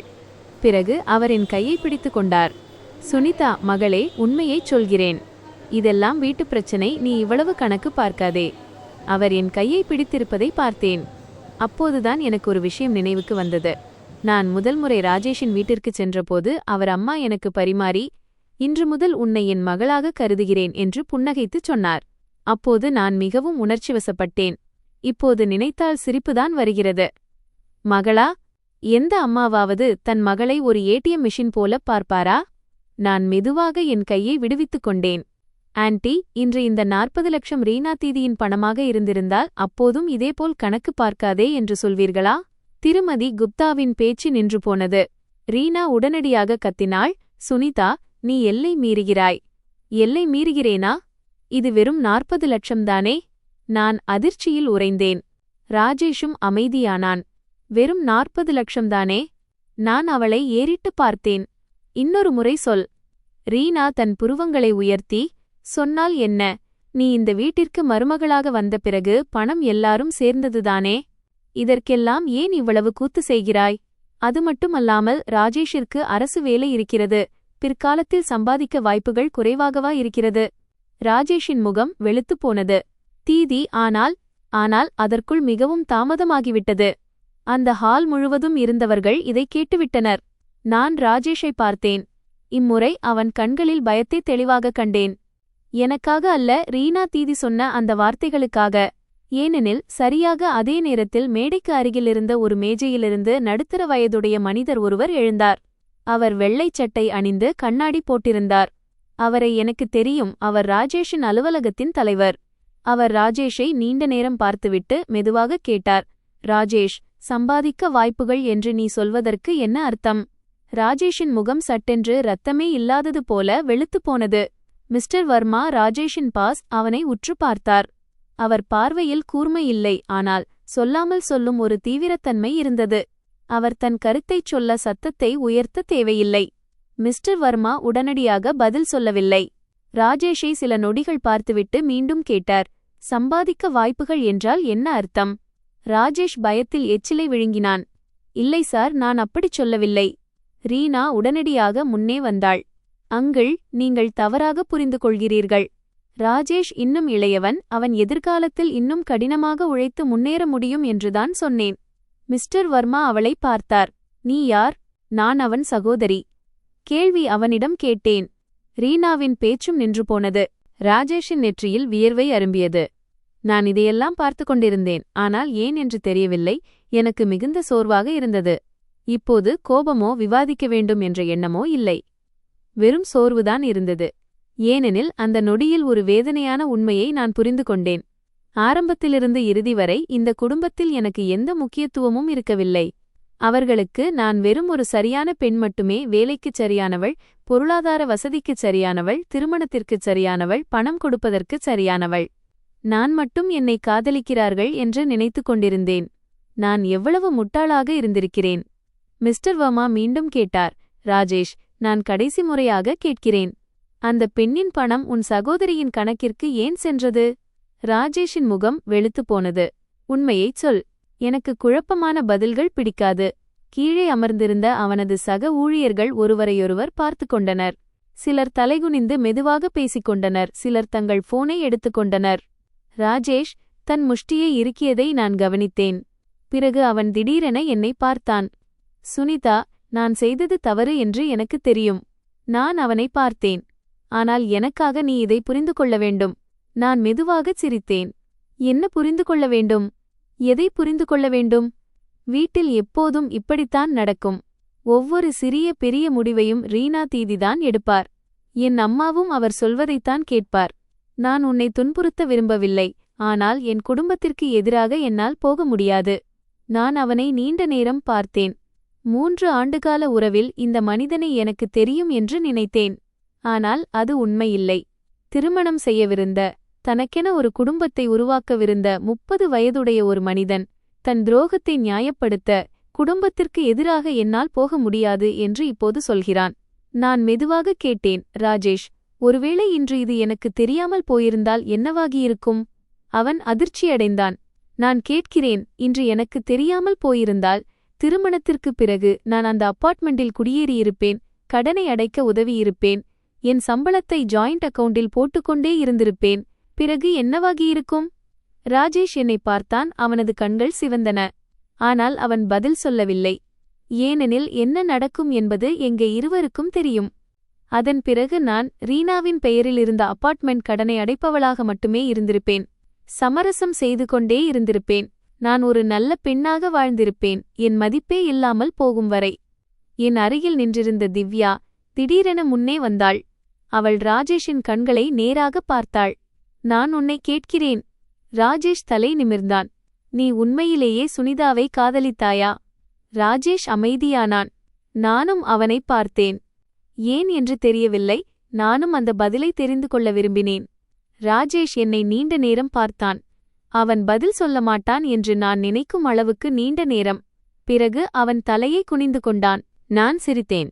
என் கண்கள் தானாகவே கண்ணீரை சிந்தின. நான் உணர்ச்சிவசப்பட்டதால் அல்ல, மாறாக ஒருவர் உண்மையிலேயே யாரையாவது காதலிப்பதாகச் சொல்லிக்கொண்டு அதே சமயம் சுயநலமாக இருக்க முடியும், கணக்கு பார்க்க முடியும், துரோகம் செய்ய முடியும் என்பதை நினைத்து எனக்கு வேதனையாக இருந்தது. அன்பும் வலியும் சில சமயங்களில் ஒன்றிற்கொன்று எதிரானவை அல்ல. சரியாக அதே நொடியில் ராஜேஷின் போன் ஒலித்தது. அவன் திரையை பார்த்தான். அவனது முகம் வெளுத்துப் போனது. நான் தற்செயலாக திரையில் பாப்பா, அப்பா என்று எழுதியிருப்பதை கவனித்தேன். ராஜேஷ் உடனடியாக போனை எடுத்தான். அப்பா. மறுமுனையில் என்ன சொன்னார்கள் என்று எனக்கு தெரியவில்லை. ஆனால் ராஜேஷின் நிறம் வெளுத்து நீலமாக மாறியது. என்ன? இல்லை, இது எப்படி நடக்க முடியும்? என் அருகில் ரீனாவும் வந்தாள். என்ன ஆச்சு? ராஜேஷ் மெதுவாக போனை இறக்கினான். அவனது இதழ்கள் நடுங்கின. அப்பா என்ன சொல்கிறார்? அப்பா என்ன சொல்கிறார் என்றால் வங்கியிலிருந்து போன் வந்ததாம். பிறகு என்ன? அந்த அப்பார்ட்மெண்ட் சீல் வைக்கப்பட்டுவிட்டது. மொத்த ஹாலும் அதிர்ச்சியில் உறைந்தது. ரீனா கத்தினாள். என்ன? எப்படி சீல் வைக்கப்படும்? ராஜேஷ் அவளை பார்த்தான். அப்பா சொல்கிறார், அந்த அப்பார்ட்மெண்ட் ஏற்கனவே யாரிடமோ அடமானத்தில் வைக்கப்பட்டிருக்கிறதாம். நான் அமைதியாக நின்றேன். திவ்யாவும் ஆச்சரியத்தில் இருந்தாள். ரீனா பைத்தியம் பிடித்தவள் போல மாறினாள். இல்லை, இது நடக்க முடியாது. வீட்டின் ஆவணங்கள் என்னிடம்தான் இருக்கின்றன. அது எப்படி அடமானத்தில் இருக்க முடியும்? ராஜேஷ் அவளை உற்று பார்த்தான். அவனது கண்களில் திடீரென ஒரு மாற்றம் தெரிந்தது. நீ என்ன சொல்கிறாய்? ரீனா திடுக்கிட்டாள். அவளது முகம் இரத்தமே இல்லாதது போல மாறியது. ஆரம்பத்திலிருந்து இப்போது வரை முதல் முறையாக எனக்குள் ஒருவித குளிர்ச்சியை உணர்ந்தேன். ஏனெனில் இங்கே என் துரோகத்தை விட பெரிய ஏதோ ஒன்று நடக்கிறது என்பதை உணர்ந்தேன். ராஜேஷுக்கும் இது தெரிந்திருக்கவில்லை என்று தோன்றியது. மேடையில் நின்ற ரீனாவின் வெளிரிய முகத்தை பார்த்துக் கொண்டிருந்தேன். என் மனதில் ஒரு விசித்திரமான உணர்வு மேலோங்கியது. ஹாலிற்குள் நுழைந்த பிறகு அவளை உண்மையாகவே பயத்தில் பார்த்தது இதுவே முதல் முறை. இதற்கு முன்பு நான் பிளாட் உண்மையை வெளிப்படுத்தியிருந்தாலும், பணத்தைப் பற்றி பேசியிருந்தாலும், அல்லது மணப்பெண்ணாக வேறொரு பெண்ணை வாடகைக்கு கொண்டு வந்திருந்தாலும் அவள் எப்போதும் அமைதியாகவே இருந்தாள். எல்லாமே தன் திட்டப்படி நடப்பது போல மற்றவர்களை பார்த்தாள். ஆனால் இந்த முறை விஷயம் வேறு, முற்றிலும் வேறு. ரீனாவின் கண்கள் விரிந்தன, உதடுகள் நடுங்கின. இல்லை, இது நடக்க முடியாது. அப்பா தவறாக புரிந்து கொண்டிருக்கிறார். ராஜேஷ் தன் சகோதரியை வெறித்துப் பார்த்தான். தீதி, இப்பதான் என்ன சொன்னாய்? ஆவணங்கள் உன்னிடம் இருக்கிறது என்று சொன்னாயே, அதன் அர்த்தம் என்ன? ரீனா உடனடியாக தன் பேச்சை மாற்றினாள். ஒன்றுமில்லை, நான் தவறாக கேட்டுவிட்டேன். நீ தேவையில்லாத கேள்விகளை கேட்காதே. ராஜேஷ் அங்கேயே நின்றான். அவன் கண்களில் மாற்றத்தை தெளிவாக கண்டேன். 3 ஆண்டுகளில் அவளை எனக்கு தெரியும். ராஜேஷ் ஒரு மென்மையான இதயம் கொண்டவன் என்பதையும், தன் குடும்பத்தின் பேச்சைக் கேட்பவன் என்பதையும், தன் சகோதரியின் ஒவ்வொரு வார்த்தையையும் பின்பற்றுபவன் என்பதையும் நான் அறிவேன். ஆனால் அவன் முட்டாள் என்று அர்த்தமல்ல. சில விஷயங்களை மனிதர்கள் பொதுவாக சிந்திப்பதில்லை. ஆனால் உண்மை அடுக்கடுக்காக வெளிவரும்போது அவனே அந்த துண்டுகளை இணைத்துப் பார்க்கத் தொடங்குகிறான். அந்த படம் முழுமையாக தெரியும்போது அது மிகவும் பயங்கரமாக இருக்கும். ராஜேஷ் ரீனாவை வெறித்துப் பார்த்து கொண்டே கேட்டான், அந்த ஆவணங்களை எப்போதிலிருந்து உன் கைவசம் வைத்திருக்கிறாய்? தீதி, கேட்கிறேன், எப்போதிலிருந்து? ரீனா திணறத் தொடங்கினாள். அம்மாதான் என்னிடம் வைத்திருக்கச் சொன்னார். ராஜேஷ் உடனடியாக தன் தாயின் பக்கம் திரும்பினான். திருமதி குப்தா அதிர்ச்சியடைந்தார். நான் வைக்கச் சொன்னேன். உன் சகோதரி சொன்னாள், நான் வைக்க அனுமதித்தேன். அருகில் நின்று இதையெல்லாம் பார்த்து கொண்டிருந்த எனக்குச் சட்டென்று சிரிப்பு வந்தது. அனைத்தும் மிகவும் விசித்திரமாக தெரிந்தது. முதலில் எல்லா விஷயத்திலும் நான்தான் தவறு செய்தவள், நான்தான் கணக்கு பார்ப்பவள், நான்தான் சுயநலவாதி, நான்தான் புரிதல் இல்லாதவள். இப்போது விஷயம் மோசமானதும் ஒருவருக்கொருவர் விரல் நீட்டி குற்றம் சாட்டிக் கொள்கிறார்கள். எவருமே தங்கள் தவறை ஒப்புக்கொள்ளத் தயாராக இல்லை. எவருமே தவறு செய்யவில்லை, நான் மட்டுமே முட்டாள். கீழே அமர்ந்திருந்த மிஸ்டர் வர்மா மெதுவாக எழுந்தார். ராஜேஷ் சார். அவன் எதையும் யோசிக்காமல் மேடையிலிருந்து கீழே இறங்கினான். இருவரும் மேடையிலிருந்து சில மீட்டர் தொலைவில் நின்றனர். அவர்கள் என்ன பேசுகிறார்கள் என்று எனக்கு கேட்கவில்லை. ஆனால் ராஜேஷின் முகம் மேலும் மேலும் வெளுத்துக்கொண்டே போனது. அவன் நெற்றியில் வியர்வை வழிந்தது. சிறிது நேரத்திற்குப் பிறகு அவன் தலை நிமிர்ந்து என்னை பார்த்தான். அவனது கண்களில் ஒரு விசித்திரமான உணர்வு இருந்தது. அவன் என்னை முதல் முறையாக உண்மையிலேயே பார்ப்பது போலிருந்தது. பிறகு திடீரென அவன் வேகமாக மேடைக்குத் திரும்பினான். சுனிதா, அந்த வங்கியின் மெசேஜை காட்டு. நான் காட்டினேன். அவன் வேகமாக தன் சகோதரியை பார்த்தான். ரீனா அதிர்ச்சியடைந்தாள். என்ன? ஜாயிண்ட் அக்கவுண்டிலிருந்து பணத்தை நீதான் மாற்றினாயா? உண்மையைச் சொல். இல்லை, நான்தான் மாற்றினேன் என்றால் பாஸ்வேர்டு யாருக்குத் தெரியும்? ரீனா இதழ்களை கடித்தாள், பதில் சொல்லவில்லை. ராஜேஷ் அவளை வெறித்துப் பார்த்தான். அவன் கைகள் நடுங்குவதை நான் பார்த்தேன். பிறகு திடீரென அவன் சிரித்தான், மிகவும் மெல்லிய சிரிப்பு.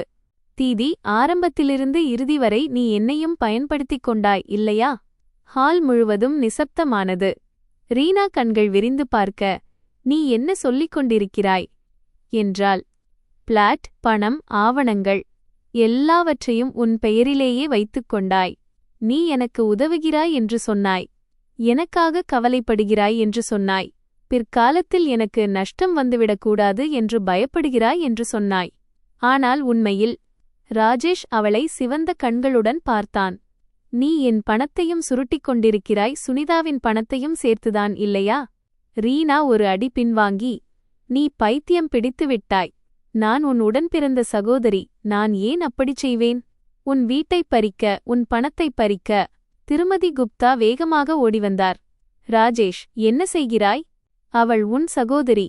அமைதியாக இரு. ஆனால் ராஜேஷ் இப்போது எதையும் கேட்பதாக இல்லை. கடந்த 3 ஆண்டுகளாக அந்த மனிதன் எப்போதும் அமைதியாக இருந்தான், எப்போதும் கேட்டுக்கொண்டே இருந்தான், எப்போதும் தலைகுனிந்தே இருந்தான். ஆனால் ஒரு சில மனிதர்கள் எவ்வளவு அதிகமாக துன்பத்தை சகித்துக் கொள்கிறார்களோ அவர்களின் பொறுமை உடைந்துவிட்டால் அது அவ்வளவு பயங்கரமான வடிவத்தை எடுக்கும். ரீனா ஸ்கிரீனை பார்த்ததும் அவளது முகம் வெளுத்துப் போனது. நான் கவனிக்காமல் பார்த்ததில் அதில் அமித்பாய் என்ற பெயர் மின்னியது. அவள் உடனே போனை துண்டித்தாள். ஆனால் அதற்குள் தாமதமாகிவிட்டது. ராஜேஷ் அதை பார்த்துவிட்டான். யார் அந்த அமித்பாய்? உனக்கு என்ன சம்பந்தம்? யார் என்று சொல். நீ வட்டிக்கு வாங்கிய பணம் இவரிடமிருந்துதானா? நீ வட்டிக்கு கடன் வாங்கியிருக்கிறாயா? சொல்லு. ஹால் முழுவதும் உடனடியாக கிசுகிசுப்புகள் தொடங்கின. நான் அமைதியாக நின்றேன். என் மூளையை யாரோ பலமாகத் தாக்கியது போல உணர்ந்தேன். வட்டிக்கு கடன். ராஜேஷ் தன் சகோதரியை பார்த்தான். அவன் குரல் நடுங்கியது. அந்த பிளாட்டை அடமானம் வைத்துத்தான் உன் கடனை அடைத்தாயா? சொல்லு. ரீனா எந்த பதிலும் சொல்லவில்லை. ஆனால் அவளது வெளுத்த முகம் அனைத்தையும் சொல்லிவிட்டது. ரீனா பதில் சொல்லவில்லை. ஆனால் சில நேரங்களில் ஒருவன் வாய் திறக்கத் தேவையில்லை, அவனது கண்களும் முகபாவனைகளுமே எல்லாவற்றையும் சொல்லிவிடும். அவள் மேடைக்கு கீழே நிற்பதைக் கண்டேன். அவளது இதழ்கள் வெளுத்துப் போயிருந்தன. அவள் தன் பர்ஸை எவ்வளவு இறுக்கமாக பிடித்து வந்தாள் என்றால் அவளது விரல்களில் நரம்புகள் புடைத்துத் தெரிந்தன. ஆரம்பத்திலிருந்து தலை நிமிர்ந்து நடந்த அந்த பெண், எப்போதும் தன் கட்டுப்பாட்டில்தான் எல்லாமே இருக்கிறது என்று காட்டிய அந்த பெண் இப்போது காற்றுப்போன பலூன் போலத் தெரிந்தாள். ஹால் முழுவதும் கூச்சல் எழுந்தது. வட்டிக்கு கடன். பிளாட்டை அடமானம் வைத்ததா? திருமணப் பணத்தை வைத்து தன் கடனை அடைத்ததா? மேஜைகளிலிருந்து கிசுகிசுப்புகள் அலைகளாக எழுந்தன. சிலர் ஒருவருக்கொருவர் கேட்டுக்கொண்டனர், சிலர் போன்களை எடுத்தனர், சிலர் ராஜேஷின் குடும்பத்தை பரிதாபமாகவும் அருவருப்பாகவும் பார்த்தனர். திருமதி குப்தா இப்போது உண்மையாகவே பயந்து போனார். ராஜேஷ், என்ன சொல்கிறாய்? உன் சகோதரி எப்படி வட்டிக்கு கடன் வாங்க முடியும்? ராஜேஷ் தன் தாயை தீயாக எரிக்கும் கண்களால் பார்த்தான். அம்மா, உங்களுக்கு உண்மையிலேயே தெரியாதா? எனக்கு எதுவும் தெரியாது. ஆனால் அவள் திணறிக்கொண்டே சொன்ன விதம் அவள் பொய் சொல்கிறாள் என்பதை அவளுக்கே புரிய வைத்தது. ராஜேஷ் சிரித்தான். அந்த சிரிப்பு மிகவும் விசித்திரமானது. உங்களுக்கு தெரியாதா? உங்களுக்கு தெரியாது என்பதற்காகத்தான் ரீனா தீதியிடம் வீட்டின் ஆவணங்களை கொடுக்கச் சொன்னீர்களா? உங்களுக்கு தெரியாது என்பதற்காகத்தான் சுனிதாவின் பணத்தை தீதியின் அக்கவுண்டிற்கு மாற்ற அனுமதித்தீர்களா? உங்களுக்கு தெரியாது என்பதற்காகத்தான் என்னை திருமணம் செய்ய வற்புறுத்தினீர்களா? திருமதி குப்தா பின்வாங்கினார். ராஜேஷ், நான் உன் நல்லதுக்குத்தானே நினைத்தேன். எந்த நல்லதிற்கு? இந்த கேவலமான வாழ்க்கையையா? நான் இதையெல்லாம் பார்த்து கொண்டிருந்தேன். என் தொண்டை அடைத்தது. இங்கு எனக்குத்தான் மிகப்பெரிய துரோகம் இழைக்கப்பட்டிருக்கிறது என்று நினைத்தேன். ஆனால் ஏனோ அந்த நொடியில் ராஜேஷை பார்த்தபோது ஒரு விசித்திரமான உணர்வு எனக்குள் தோன்றியது. என் மனதில் கருணையோ அல்லது துயரமோ இல்லை, மாறாக ஒரு வருத்தம் இருந்தது. அந்த மனிதனுக்கு 30 வயது ஆகியும் அவன் தன் சொந்த வாழ்க்கையை வாழவில்லை என்ற வருத்தம். எப்போதும் அம்மா சொன்னார், தீதி சொன்னார், குடும்பம் சொன்னது என்று வாழ்ந்த அவன் இதுவரை எந்த ஒரு முடிவையும் சொந்தமாக எடுத்ததே இல்லை. ஆனால் அடுத்த நொடியே நான் என்னை பார்த்து நானே சிரித்துக் கொண்டேன். அவன் அப்பாவி என்று இதற்கர்த்தமல்ல. ஏனென்றால் எது எப்படியோ என்னை துரோகம் செய்யும் வழியைத்தான் அவன் தேர்ந்தெடுத்திருந்தான். மீண்டும் 2 அழைப்புகள் வந்தன. அவன் திரையை பார்த்துவிட்டு வேகமாகத் துண்டித்தான். ராஜேஷ் முன்னே வந்தான். எனக்கு காட்டு. உனக்குச் சம்மந்தமில்லை. இங்க கொடு ராஜேஷ். ரீனா தன் பர்ஸை இறுக்கமாக பிடித்துக்கொண்டாள். ஆனால் இம்முறை ராஜேஷ் பொறுமையாக இருக்கவில்லை. அவன் தன் சகோதரியின் கைகளிலிருந்து போனை வலுக்கட்டாயமாக பறித்தான். ராஜேஷ், திரும்பக் கொடு. மேடையிலேயே அண்ணன் தங்கை இருவரும் இழுபறியில் ஈடுபட்டனர். திடீரென்று தபார் என்ற சத்தத்துடன் ரீனாவின் பர்ஸ் கீழே விழுந்தது. உள்ளே இருந்த பொருட்கள் அனைத்தும் சிதறின. லிப்ஸ்டிக், வாலெட், சாவிகள், சில காகிதங்கள் மற்றும் ஒரு சிறிய கருப்பு டைரி. அதை பார்த்ததும் ரீனாவின் முகம் காகிதத்தைப் போல வெளுத்தது. அவள் கத்தினாள், அதைத் தொடாதே. ஆனால் அதற்குள் தாமதமாகிவிட்டது. அந்த காகிதக்கட்டுகள் என் காலடியில் விழுந்தன. நான் குனிந்து எதிர்பாராமல் அவற்றை பார்த்தேன். என் உடல் முழுவதுமே உறைந்து போனது. அவை கடன் ஆவணங்கள், ஏராளமானவை. ஒவ்வொரு காகிதத்திலும் கடன் வாங்கியவள் பெயர் ரீனா என்று இருந்தது. ஒன்றில் 5 லட்சம், இன்னொன்றில் 10 லட்சம், மற்றொன்றில் 20 லட்சம். தேதிகள் ஏறக்குறைய 2 ஆண்டுகளுக்கு முந்தையவை. நான் இன்னொரு காகிதத்தை திருப்பினேன். என் கைகள் குளிர்ந்து போயின. அடமானம் வைக்கப்பட்ட சொத்து பகுதியில் மிக தெளிவாக எழுதப்பட்டிருந்தது, ஈஸ்டர்ன் ஹைட்ஸ் சொசைட்டி, டவர் 12 இன் பிளாட். இது என்னுடைய பிளாட் அல்ல, பிளாட் வாங்குவதற்காக நான் பணம் கொடுத்திருந்த பிளாட். நான் அதிர்ச்சியில் உறைந்தேன். ராஜேஷ் அந்த காகிதக் கட்டை பறித்தான். அதை படிக்கப் படிக்க அவன் முகம் மாறிக்கொண்டே போனது. தீதி, உனக்கு பைத்தியமா? இது மொத்தம் ஏறக்குறைய 2.5 கோடி ரூபாய். ஹால் முழுவதும் ஒரே கலாட்டா. 2.5 கோடியா? கடவுளே, எப்படி இவ்வளவு கடன் வாங்கினாள்? என்ன நடக்கிறது இங்கே? ரீனா அழத் தொடங்கினாள். எனக்கு அந்த எண்ணம் இல்லை. உண்மையிலேயே இல்லை. நான் நஷ்டத்தை ஈடு செய்ய நினைத்தேன். ராஜேஷ் அவளை யாரோ அந்நியனை பார்ப்பது போல பார்த்தான். என்ன நஷ்டம்? சொல் எனக்கு. ரீனா தரையில் அமர்ந்து கொண்டாள். அவள் முகத்தில் கண்ணீர் வழிந்தது. நான் பங்குச்சந்தையில் பணத்தை போட்டேன். தோற்றுவிட்டேன். பிறகு அதை மீட்க மீண்டும் கடன் வாங்கினேன். மீண்டும் தோற்றுவிட்டேன். வீட்டில் யாருக்கும் தெரியக்கூடாது என்று நினைத்தேன். எப்படியாவது சம்பாதித்து திருப்பிவிடலாம் என்று நினைத்தேன். விஷயம் இவ்வளவு மோசமாகும் என்று எனக்கு தெரியாது. நான் அமைதியாக நின்றேன். இறுதியாக அனைத்து கதைகளும் ஒன்றாக இணைந்தன. அவர்களுக்கு ஏன் பிளாட் தங்கள் பெயரில் வேண்டும்? ஏன் ஆவணங்கள் தேவைப்பட்டன? ஏன் என் பணத்தை மாற்றினார்கள்? ஏன் இவ்வளவு அவசரமாக திருமணம் செய்ய நினைத்தார்கள்? ஏனெனில் அவர்களுக்கு பணம் தேவைப்பட்டது. அதிகப்படியான பணம் தேவைப்பட்டது. அதற்காக நான் பலிகட ஆக்கப்பட்டேன். சரியாக அந்த சமயத்தில் ஹால் கதவருகே ஒரு கத்தல் கேட்டது. ரீனா எங்கே? யார் அந்த ரீனா? வெளியே வா. முழு ஹாலும் திரும்பி பார்த்தது. கருப்பு உடை அணிந்த 3 ஆண்கள் கதவருகே நின்றிருந்தனர். அவர்கள் கண்கள் குளிர்ந்திருந்தன. அவர்களை பார்த்ததும் ரீனா கிட்டத்தட்ட தரையிலேயே சரிந்தாள். கதவருகே நின்ற அந்த 3 பேரும் வேறு எதையும் பேசவில்லை. அவர்கள் அங்கேயே நின்றிருந்தனர். ஆனால் அவர்கள் சுற்றுமுற்றும் பார்த்த விதம் அந்த இடத்தையே உறைய வைத்தது. மிகவும் உயரமானவன், சுமார் 40 வயது மதிக்கத்தக்கவன். அவன் தலைமுடி குட்டையாக இருந்தது. கருப்புச் சட்டை அணிந்திருந்தான். அவனது மணிக்கட்டிலிருந்து முழங்கை வரை டாட்டூ இருந்தது. அவனுக்கு பின்னால் நின்றிருந்த இருவர் ஆழ்ந்த நிறத்திலான உடை அணிந்திருந்தனர். அவர்கள் முகத்தில் எந்த உணர்ச்சியும் இல்லை. ஹாலில் இதுவரை இருந்த கிசுகிசுப்புகள் இப்போது முழுவதுமாக நின்றுவிட்டன. ரீனா தரையில் அமர்ந்திருந்தாள். அவள் முகம் பயங்கரமான வெளிரிய நிறத்தில் இருந்தது. அவளை நான் பார்த்தேன். நான் அவளை சந்தித்ததிலிருந்து இந்த பெண் உண்மையாகவே பயப்படுவதை இப்போதுதான் முதல்முறை பார்க்கிறேன். இது ஏதோ ஒரு விபத்து நடக்கும் பயமல்ல, இது ஒரு உண்மையான பயம். அவளது உதடுகள் நடுங்கிக் கொண்டிருந்தன. முன்னால் நின்றவன் சுற்றும் முற்றும் பார்த்துவிட்டு பேசினான். ரீனா எங்கே? யாரும் பதில் சொல்லவில்லை. அவன் புருவங்களை சுருக்கினான். மீண்டும் ஒருமுறை கேட்க என்னை வைக்காதே. ரீனா உடனே எழுந்து நின்றாள். அமித் பாய். அவளது குரல் நடுங்கியது, கிட்டத்தட்ட இல்லாமலேயே போனது. நான் இங்கேதான் இருக்கிறேன். அந்த மனிதன் ரீனாவை பார்த்துச் சிரித்தான். ஆனால் அந்த புன்னகை எவருக்கும் ஆறுதல் தருவதாக இல்லை, மாறாக மிகவும் பயங்கரமாக இருந்தது. கடைசியாக கிடைத்துவிட்டாய். நன்றாக ஓடுகிறாய் நீ. ஃபோன் நம்பரை மாற்றினாய், வீட்டை மாற்றினாய், சோஷியல் மீடியாவை நிறுத்திவிட்டாய். நீ மிகவும் புத்திசாலி. ரீனா பின்வாங்கினாள். பாய், என் பேச்சைக் கேளுங்கள். என்னிடம் விரைவில் பணம் வரப்போகிறது. சத்தியமாகச் சொல்கிறேன். இன்னும் சில நாட்கள் கொடுங்கள். அந்த மனிதன் மெதுவாகச் சிரித்தான். சில நாட்களா? கடந்த 4 மாதங்களாக நீ இதையேதான் சொல்லிக் கொண்டிருக்கிறாய். அவன் ஹால் முழுவதும் பார்த்தான். திருமண மேடையைப் பார்த்தான், மணப்பெண் ஆடையைப் பார்த்தான், பிறகு சிரித்தான். ஓ, புதிய வேட்டையை தேடிவிட்டாயா? ராஜேஷின் முகம் வெளுத்துப் போனது. நீங்கள் என்ன சொல்கிறீர்கள்? அந்த மனிதன் ராஜேஷை பார்த்தான். நீ இவளுடைய சகோதரனா? உன் சகோதரிக்கு எவ்வளவு கடன் இருக்கிறது என்று உனக்குத் தெரியுமா? ராஜேஷ் மௌனமாக இருந்தான். வட்டியுடன் சேர்த்து ஏறக்குறைய 3 கோடி ரூபாய். முழு ஹாலும் அதிர்ச்சியில் உறைந்தது. 3 கோடியா? கடவுளே, எப்படி இவ்வளவு பெரிய கடன்? நான் அமைதியாக நின்றேன். அந்த நொடியின் உணர்வை எப்படி விவரிப்பது என்று எனக்குத் தெரியவில்லை. எல்லாமே ஒரு அபத்தமான சினிமா போல தோன்றியது. சில மணி நேரங்களுக்கு முன்புதான் நான் மேக்கப் போட்டுக்கொண்டு மணப்பெண்ணாக தயாராகிக் கொண்டிருந்தேன். இப்போது ஹாலின் நடுவில் நின்று என் வருங்கால மாமனார் வீட்டார் துண்டு துண்டாகச் சிதறுவதை வேடிக்கை பார்த்து கொண்டிருக்கிறேன். ராஜேஷ் ரீனாவை திரும்பி பார்த்தான். 3 கோடியா? நீ 2.5 கோடிதானே சொன்னாய்? ரீனா அழுதாள். எனக்கு நினைவில்லை. நினைவில்லையா? என் பேச்சைக் கேள்.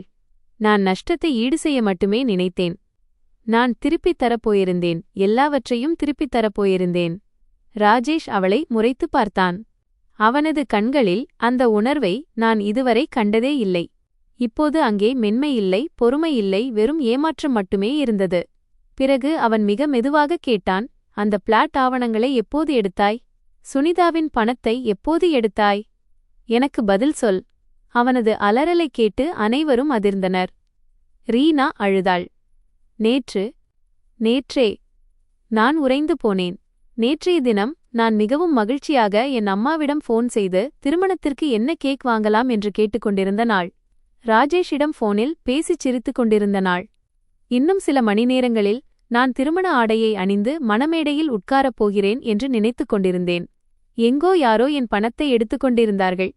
என் எதிர்காலத்தை திட்டமிட்டுக் கொண்டிருந்தார்கள். என்னை ஒரு கடன்காரியாக மாற்ற தயாராகிக் கொண்டிருந்தார்கள். எனக்கு சட்டென்று சிரிப்பு வந்தது. என்னால் கட்டுப்படுத்த முடியாத அளவுக்கு சத்தமாகச் சிரித்தேன். எல்லோரும் என்னை பார்க்கத் தொடங்கினர். திவ்யா என் கையை பிடித்தாள்.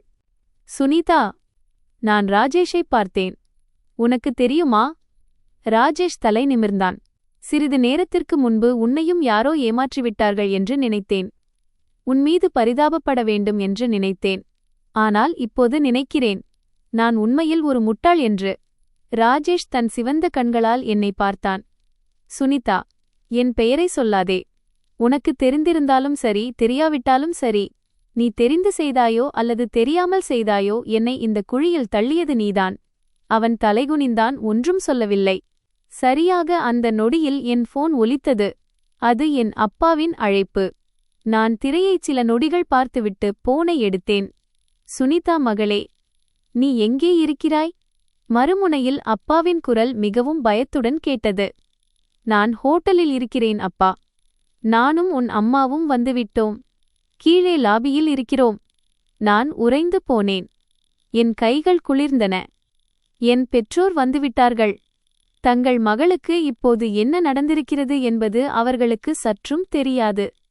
நான் போனை பிடித்தபடி சில நொடிகள் நின்றேன். என் தொண்டை அடைத்தது. காலை முதல் இதுவரை நான் துரோகம் இழைக்கப்பட்டேன். என் பணம் பறிபோனது. என் திருமணத்திலேயே என்னை வேடிக்கை பொருளாக்கினார்கள். நான் இப்போது அமைதியாக இருக்கிறேன் என்று நினைத்தேன். ஆனால் என் பெற்றோரின் குரலைக் கேட்டதும் நான் அடக்கி வைத்திருந்த அத்தனை உணர்வுகளும் பொங்கி எழுந்தன. என் அப்பா மீண்டும் கேட்டார், சுனிதா, கேட்கிறாயா? நான் ஆழமாக மூச்சை இழுத்தேன். ஆம் அப்பா, கேட்கிறேன். நீங்களும் அம்மாவும் வந்துவிட்டீர்களா? மேலே என்ன இவ்வளவு சத்தம்? மகளே, கீழே லாபியில் சிலர் விசித்திரமாக பேசிக்கொள்வதை கேட்டேன்.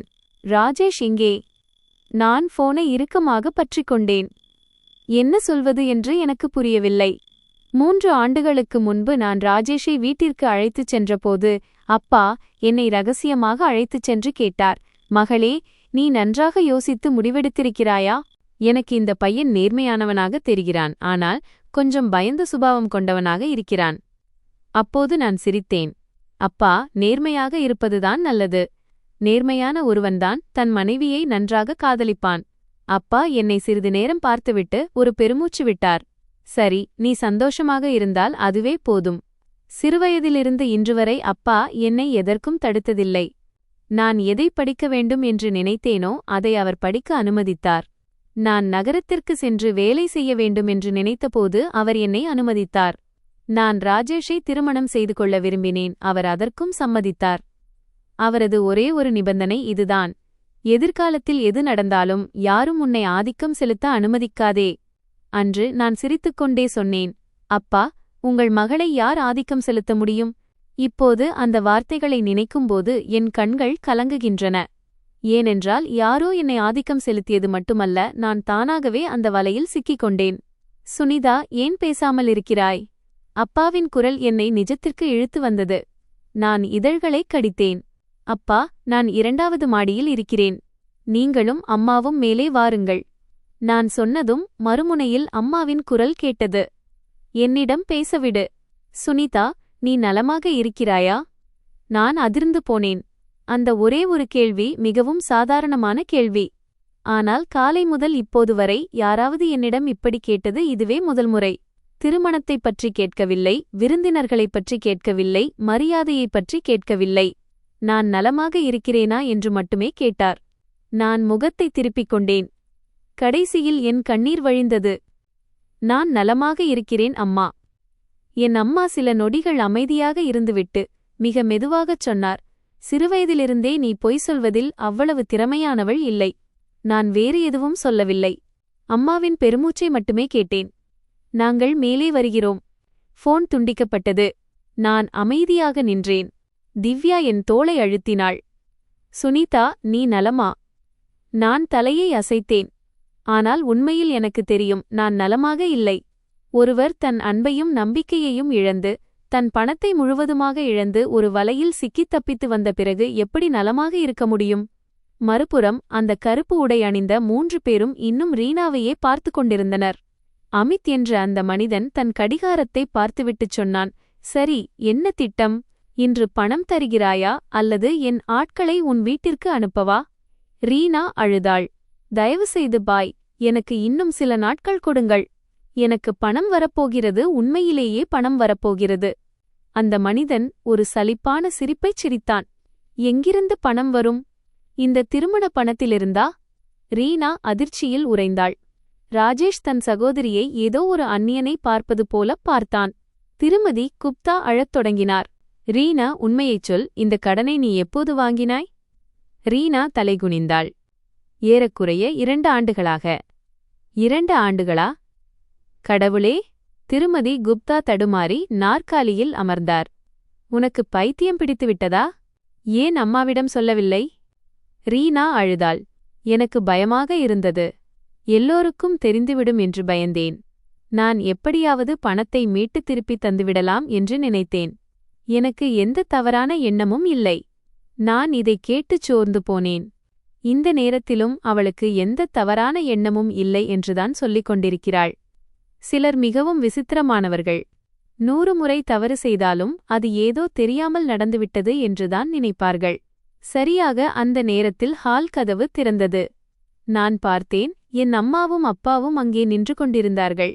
அப்பா ஒரு வெள்ளைச் சட்டை அணிந்திருந்தார். நீண்ட பயணத்தினால் அது சற்றே சுருங்கியிருந்தது. அம்மா நான் கடந்த தீபாவளிக்கு வாங்கிக் கொடுத்த நீல நிறச் சேலையை அணிந்திருந்தார். அவர்கள் இருவரும் அமைதியாக என்னையும் திருமண ஆடையுடன் மேடையில் நின்றிருந்த நீதா என்ற பெண்ணையும் பார்த்து கொண்டிருந்தார்கள். என் அம்மா அதிர்ச்சியடைந்தார். அப்பா திகைத்து நின்றார். முழு ஹாலும் அமைதியாக இருந்தது. நான் அப்பாவை பார்த்தேன். என் வாழ்க்கையிலேயே அவர் கண்கள் இவ்வளவு சிவந்து நான் பார்த்ததே இல்லை. அவர் எதுவும் கேட்கவில்லை, எதுவும் சொல்லவில்லை. மெதுவாக மேடைக்கு ஏறி வந்தார். ஒவ்வொரு அடியும் மிகவும் மெதுவாக இருந்தது. அப்பாவின் கை என் தலைமுடியின் மீது பட்டது. யாராவது உன்னை துன்புறுத்தினார்களா மகளே? நான் என் இதழ்களை இறுக்கிக் கொண்டேன். என் உதடுகள் நடுங்கின. சட்டென்று நான் அப்பாவை கட்டிக்கொண்டேன். காலை முதல் நான் பிடித்து வைத்திருந்த அத்தனை பொறுமையும் உடைந்து போனது. ஒரு குழந்தையைப் போல அழுதேன். எந்த வார்த்தையும் பேச முடியாத அளவுக்கு அழுது தீர்த்தேன். சரியாக அந்த நொடியில் எனக்கு பின்னால் ராஜேஷின் குரல் கேட்டது. மிகவும் அடங்கிய மெல்லிய குரல். அங்கிள், என்னை மன்னித்து விடுங்கள். அந்த அமைதியான ஹாலில் அவன் சொன்னது அனைவருக்கும் கேட்டது. அங்கிள், என்னை மன்னித்து விடுங்கள். நான் இன்னும் அப்பாவை கட்டிக்கொண்டே இருந்தேன். என் கண்ணீர் இன்னும் உலரவில்லை. அப்பாவின் அந்த பழக்கமான வாசனை எனக்கு பல பழைய நினைவுகளை கொண்டு வந்தது. சிறுவயதில் பள்ளியில் யாராவது என்னை துன்புறுத்தினால் இப்படித்தான் ஓடி வந்து அவரை கட்டிக்கொள்வேன். அப்போது என் அப்பாதான் உலகத்திலேயே மிகவும் வலிமையானவர் என்றும் அவர் இருக்கும் வரை பயப்படத் தேவையில்லை என்றும் நினைப்பேன். மனிதர்கள் விசித்திரமானவர்கள். எவ்வளவு வளர்ந்தாலும் வலி ஏற்படும்போது மீண்டும் குழந்தையாகவே மாற விரும்புகிறார்கள். என் அப்பா மெதுவாக என் முதுகை தட்டி கொடுத்துவிட்டு மெதுவாக என்னை அவருக்கு பின்னால் தள்ளினார். அவர் ராஜேஷைப் பார்த்தார். அங்கே கோபமோ அல்லது திட்டும் இல்லை, வெறும் பார்வைதான். ஆனால் அந்த பார்வை ராஜேஷை தலைகுனிய வைத்தது. என்னை மன்னித்து விடுங்கள் அங்கிள், நான் உண்மையிலேயே மன்னிப்பு கேட்கிறேன். இப்படியெல்லாம் நடக்கும் என்று நான் நினைக்கவில்லை. அப்பா சில நொடிகள் அமைதியாக இருந்துவிட்டு பிறகு கேட்டார். நினைக்கவில்லை என்றால் அந்த பெண் குழந்தை அங்கிருந்து அழுது கொண்டிருக்கிறாளே, அவள் எதனால் அழுது கொண்டிருக்கிறாள்? ராஜேஷின் பேச்சும் நின்று போனது. மகளே, நீ இதை திட்டமிட்டு செய்தாயா இல்லையா என்று நான் கேட்கவில்லை. நான் ஒரே ஒரு விஷயத்தை மட்டும் கேட்கிறேன். இன்று என் மகளுக்கு அந்த பிளாட் பற்றி தெரிந்திருக்காவிட்டாலும், பணம் மாற்றப்பட்டது தெரியாவிட்டாலும், இவை எதுவுமே தெரியாமல் இருந்திருந்தால் நீ எவ்வளவு காலம் அவளை இருட்டில் வைத்திருக்கப் போகிறாய்? ஹால் முழுவதும் அமைதி நிலவியது. ராஜேஷ் வாய் திறந்தான். ஆனால் மீண்டும் தலைகுனிந்து கொண்டான். அவனால் பதில் சொல்ல முடியவில்லை. ஏனெனில் பதில் என்னவென்று அனைவருக்கும் தெரியும். நான் அவனை பார்த்தேன்.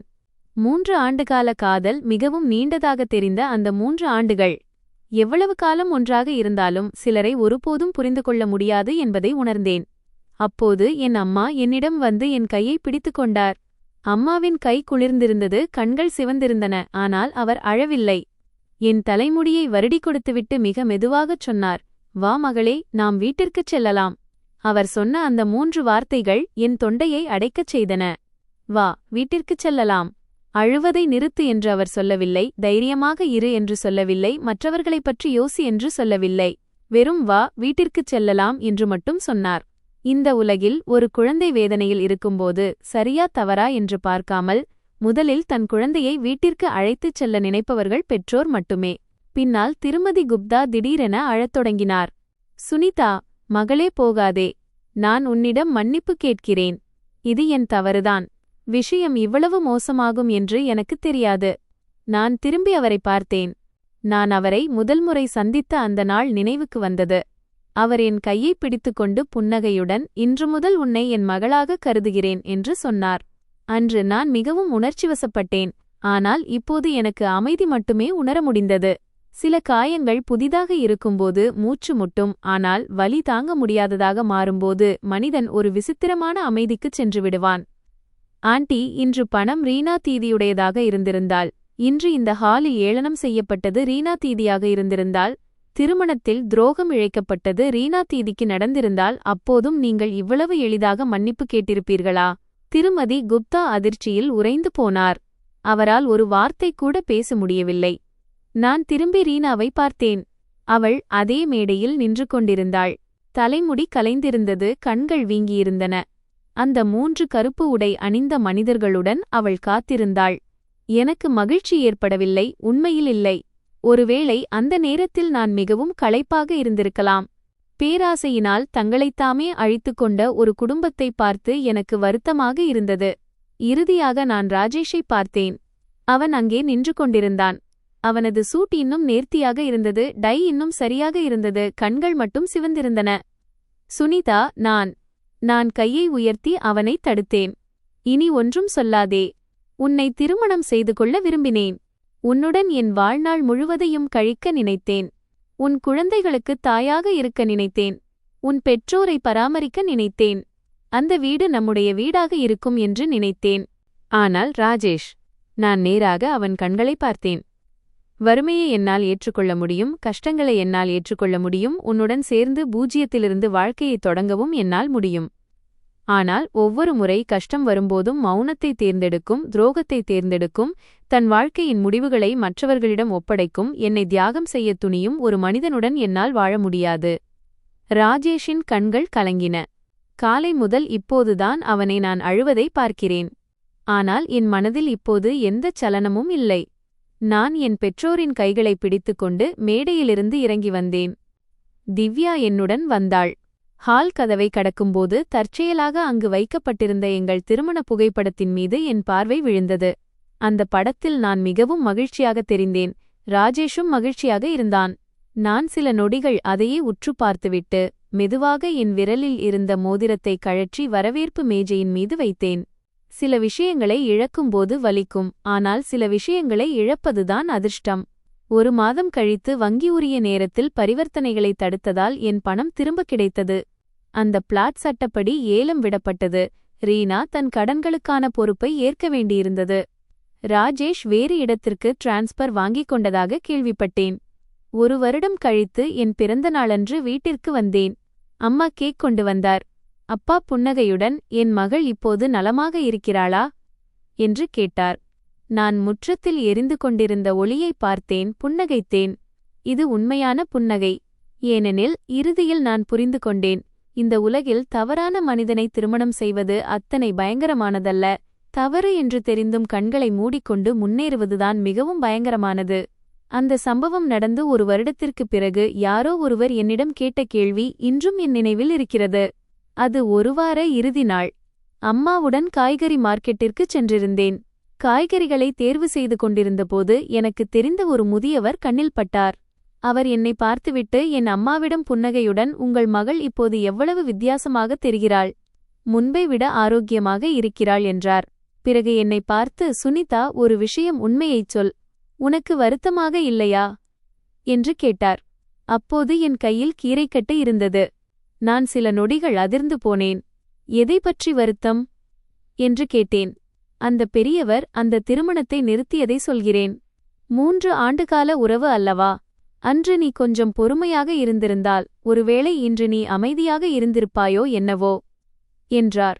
நான் அமைதியாக மார்க்கெட்டில் நடப்பவர்களையும், காய்கறி நறுக்கும் சத்தத்தையும், பேரம் பேசும் ஒலிகளையும், கடந்து செல்லும் மோட்டார் சைக்கிள்களின் சத்தத்தையும் கேட்டுக்கொண்டிருந்தேன்.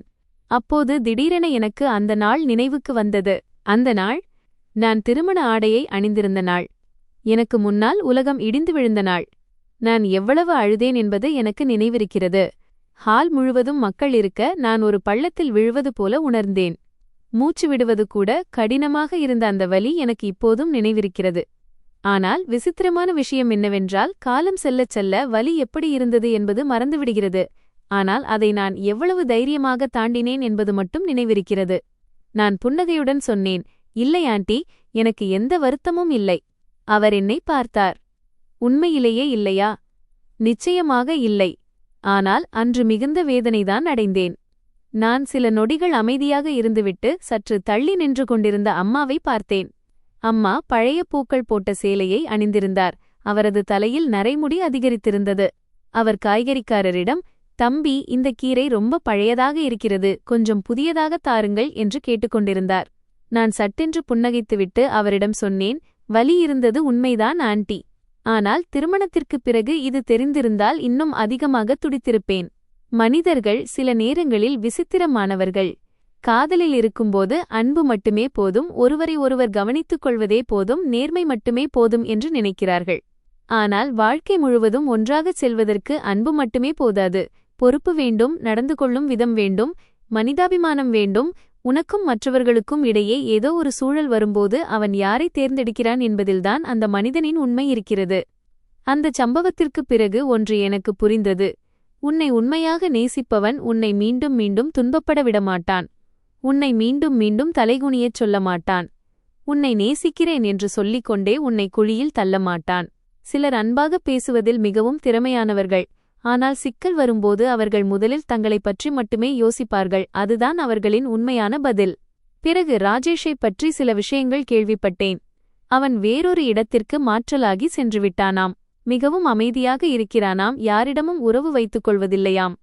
ரீனா தன் கடனை அடைக்க தன் வீட்டை விற்க வேண்டியிருந்தது. ராஜேஷின் அம்மா பலமுறை என் அம்மாவிடம் ஃபோன் செய்து அழுதார். என்னிடம் மன்னிப்பு கேட்க வேண்டும் என்று துடித்தார். ஆனால் நான் மறுத்துவிட்டேன். நான் இன்னும் கோபமாக இருக்கிறேன் என்பதற்காக அல்ல. சில விஷயங்களுக்கு மன்னிப்பு கேட்டாலும் எல்லாம் பழையபடி ஆகிவிடாது என்று நான் நம்புவதால். உடைந்த கண்ணாடியை எவ்வளவு அழகாக ஒட்டினாலும் அதில் விரிசல் இருக்கவே செய்யும். அந்த விரிசலுடன் நான் இப்போது வாழ விரும்பவில்லை. ஒருமுறை யாரோ என்னிடம், சுனிதா, அந்த சம்பவத்திற்குப் பிறகு உனக்கு காதலிப்பதற்கே பயமாக இருக்குமல்லவா என்று கேட்டார்கள். நான் சிரித்தேன். உண்மையை சொல்லப்போனால் இல்லை. எனக்கு காதல் மீது பயமில்லை. நான் கவனமாக நேசிக்க கற்றுக்கொண்டேன். ஒருவரை நேசிப்பது என்பது கண்களை மூடிக்கொண்டு அவர்களுக்கு பின்னால் செல்வது அல்ல. நீங்கள் உங்களையே மறந்துவிடும் அளவுக்கு எதையும் சகித்துக்கொள்வதும் அல்ல. மாறாக இருவர் ஒருவருக்கொருவர் சமமாக கைகோர்த்து முன்னேறுவதுதான் காதல். எப்போதும் ஒரு நபர் மட்டுமே குனிந்து சென்றால் விரைவில் அவரது முதுகெலும்பு சோர்வடைந்துவிடும். எப்போதும் ஒரு நபர் மட்டுமே தியாகம் செய்து கொண்டிருந்தால் விரைவில் அவரது இதயம் நொந்துவிடும். இன்றும் நான் அமைதியாக உட்கார்ந்து யோசிக்கும்போது நான் கொடுத்து வைத்தவள் என்று நினைக்கிறேன். அன்றைய தினம் அந்த பிளாட்டிற்கு திரும்பிச் சென்றது என் அதிர்ஷ்டம். அந்த செருப்புகளை பார்த்தது என் அதிர்ஷ்டம். திருமணத்திலிருந்து வெளியேறும் தைரியம் எனக்கு இருந்தது என் அதிர்ஷ்டம். எல்லாவற்றிற்கும் மேலாக என் பின்னால் என் பெற்றோர் இருந்ததுதான் மிகப்பெரிய அதிர்ஷ்டம். உலகில் சில விஷயங்களை இழந்தால் மீண்டும் பெற முடியும். பணத்தை மீண்டும் சம்பாதிக்கலாம், வேலையை பெறலாம், காதலை மீண்டும் தொடங்கலாம். ஆனால் நீங்கள் உங்கள் நிம்மதியை இழந்தால் அதை மீண்டும் தேடுவது மிகவும் கடினம். எனவே யாராவது இதை கேட்டுக்கொண்டு என்னைப் போல ஒரு இக்கட்டான இடத்தில் நின்று கொண்டிருந்தால் இதை நினைவில் கொள்ளுங்கள். தனிமைக்கு அஞ்சிக் கொண்டு உங்களுடையது அல்லாத ஒரு வாழ்க்கைக்குள் கால் வைக்காதீர்கள். சில ஆண்டுகால உறவிற்காக உங்கள் வாழ்நாள் முழுவதையும் பணயம் வைக்காதீர்கள். யாரோ ஒருவரின் வெறும் வாக்குறுதிக்காக அவர்கள் உங்களை உண்மையாக தேர்ந்தெடுக்காத இடத்தில் நின்றுவிடாதீர்கள். ஏனென்றால் திருமணம் என்பது இலக்கு அல்ல, நிம்மதிதான் இலக்கு. இந்த கதையின் இறுதி வரை வந்த பிறகு பலர் நினைக்கலாம் வாழ்க்கையில் மிக வேதனையான விஷயம் துரோகம் அடைவது அல்லது நம்பிக்கைக்குரியவரை இழப்பது என்று. ஆனால் நிறைய விஷயங்களை கடந்து வரும்போதுதான் புரிகிறது, அந்த காயங்கள் எவ்வளவு ஆழமானவை என்றாலும் ஒரு நாள் அவை ஆறிவிடும். காலம் எல்லாவற்றையும் அழிப்பதில்லை, ஆனால் நடந்தவற்றோடு சேர்ந்து வாழ நமக்கு கற்றுக் கொடுக்கிறது. வாழ்க்கை ஒரு விஷயத்தில் மிகவும் நேர்மையானது. எது உங்களுடையதோ அது உங்களிடமே இருக்கும். நீங்கள் எதை கண்ணீர் விட்டு கடின உழைப்பை தந்து உங்களை நீங்களே மறந்து பிடித்து வைத்திருக்க போராடுகிறீர்களோ அது விரைவில் உங்களை விட்டுச் சென்றுவிடும். நம்மிடம் பலர் வாழ்க்கையின் பாதியை வாழ்ந்து முடித்து விடுகிறார்கள். ஆனால் ஒரு எளிய உண்மையை மறந்துவிடுகிறார்கள். நம்மை புரிந்துகொள்பவரை தேடி அதிக நேரத்தை செலவிடுகிறோம். ஆனால் அதற்கு முன்பே நாம் நம்மை புரிந்து கொள்ள மறந்துவிடுகிறோம். ஒரு உறவை இழக்க பயப்படுகிறோம், ஒரு மனிதனை இழக்க பயப்படுகிறோம், பல ஆண்டுகளாக தொடரும் அந்த தவறான உறவை இழக்க பயப்படுகிறோம். ஆனால் நாம் ஒன்றை மட்டும் புரிந்து கொள்வதில்லை. மற்றவர்களை இழப்பதை விட மிக கொடியது நேர்மையே இல்லாத ஒரு உறவில் உங்களின் சுயமரியாதையை இழப்பதுதான். சில நேரங்களில் கொஞ்சம் சகித்துக் கொண்டால் வீட்டில் அமைதி நிலவும், ஒரு அடி பின்வாங்கினால் உறவு காப்பாற்றப்படும், ஒருமுறை நஷ்டத்தை சகித்துக் கொண்டால் எல்லாம் சரியாகிவிடும் என்று நாம் நினைக்கிறோம். ஆனால் சில விஷயங்களில் நீங்கள் எவ்வளவு தூரம் சகித்துக் கொள்கிறீர்களோ அவ்வளவு தூரம் மற்றவர்கள் உங்களை ஆதிக்கம் செலுத்தத் தொடங்குவார்கள். நீங்கள் எவ்வளவு மௌனமாக இருக்கிறீர்களோ அவ்வளவு தூரம் உங்களின் நல்ல குணத்தை மற்றவர்கள் சாதாரணமாக எடுத்துக்கொள்ளத் தொடங்குவார்கள். நல்லவராக இருப்பது மிகவும் அழகான விஷயம். ஆனால் நல்லவராக இருப்பதற்கும் எல்லாவற்றையும் சகித்துக் கொள்வதற்கும் வித்தியாசம் இருக்கிறது. மன்னிப்பதற்கும் மற்றவர்கள் உங்களை ஆதிக்கம் செலுத்த அனுமதிப்பதற்கும் வித்தியாசம் இருக்கிறது. சிலர் தங்கள் வாழ்நாள் முழுவதும் வெளியாட்களுடன் நன்றாக நடந்து கொள்கிறார்கள், அவர்களுக்கு உதவுகிறார்கள், நேசிக்கிறார்கள்.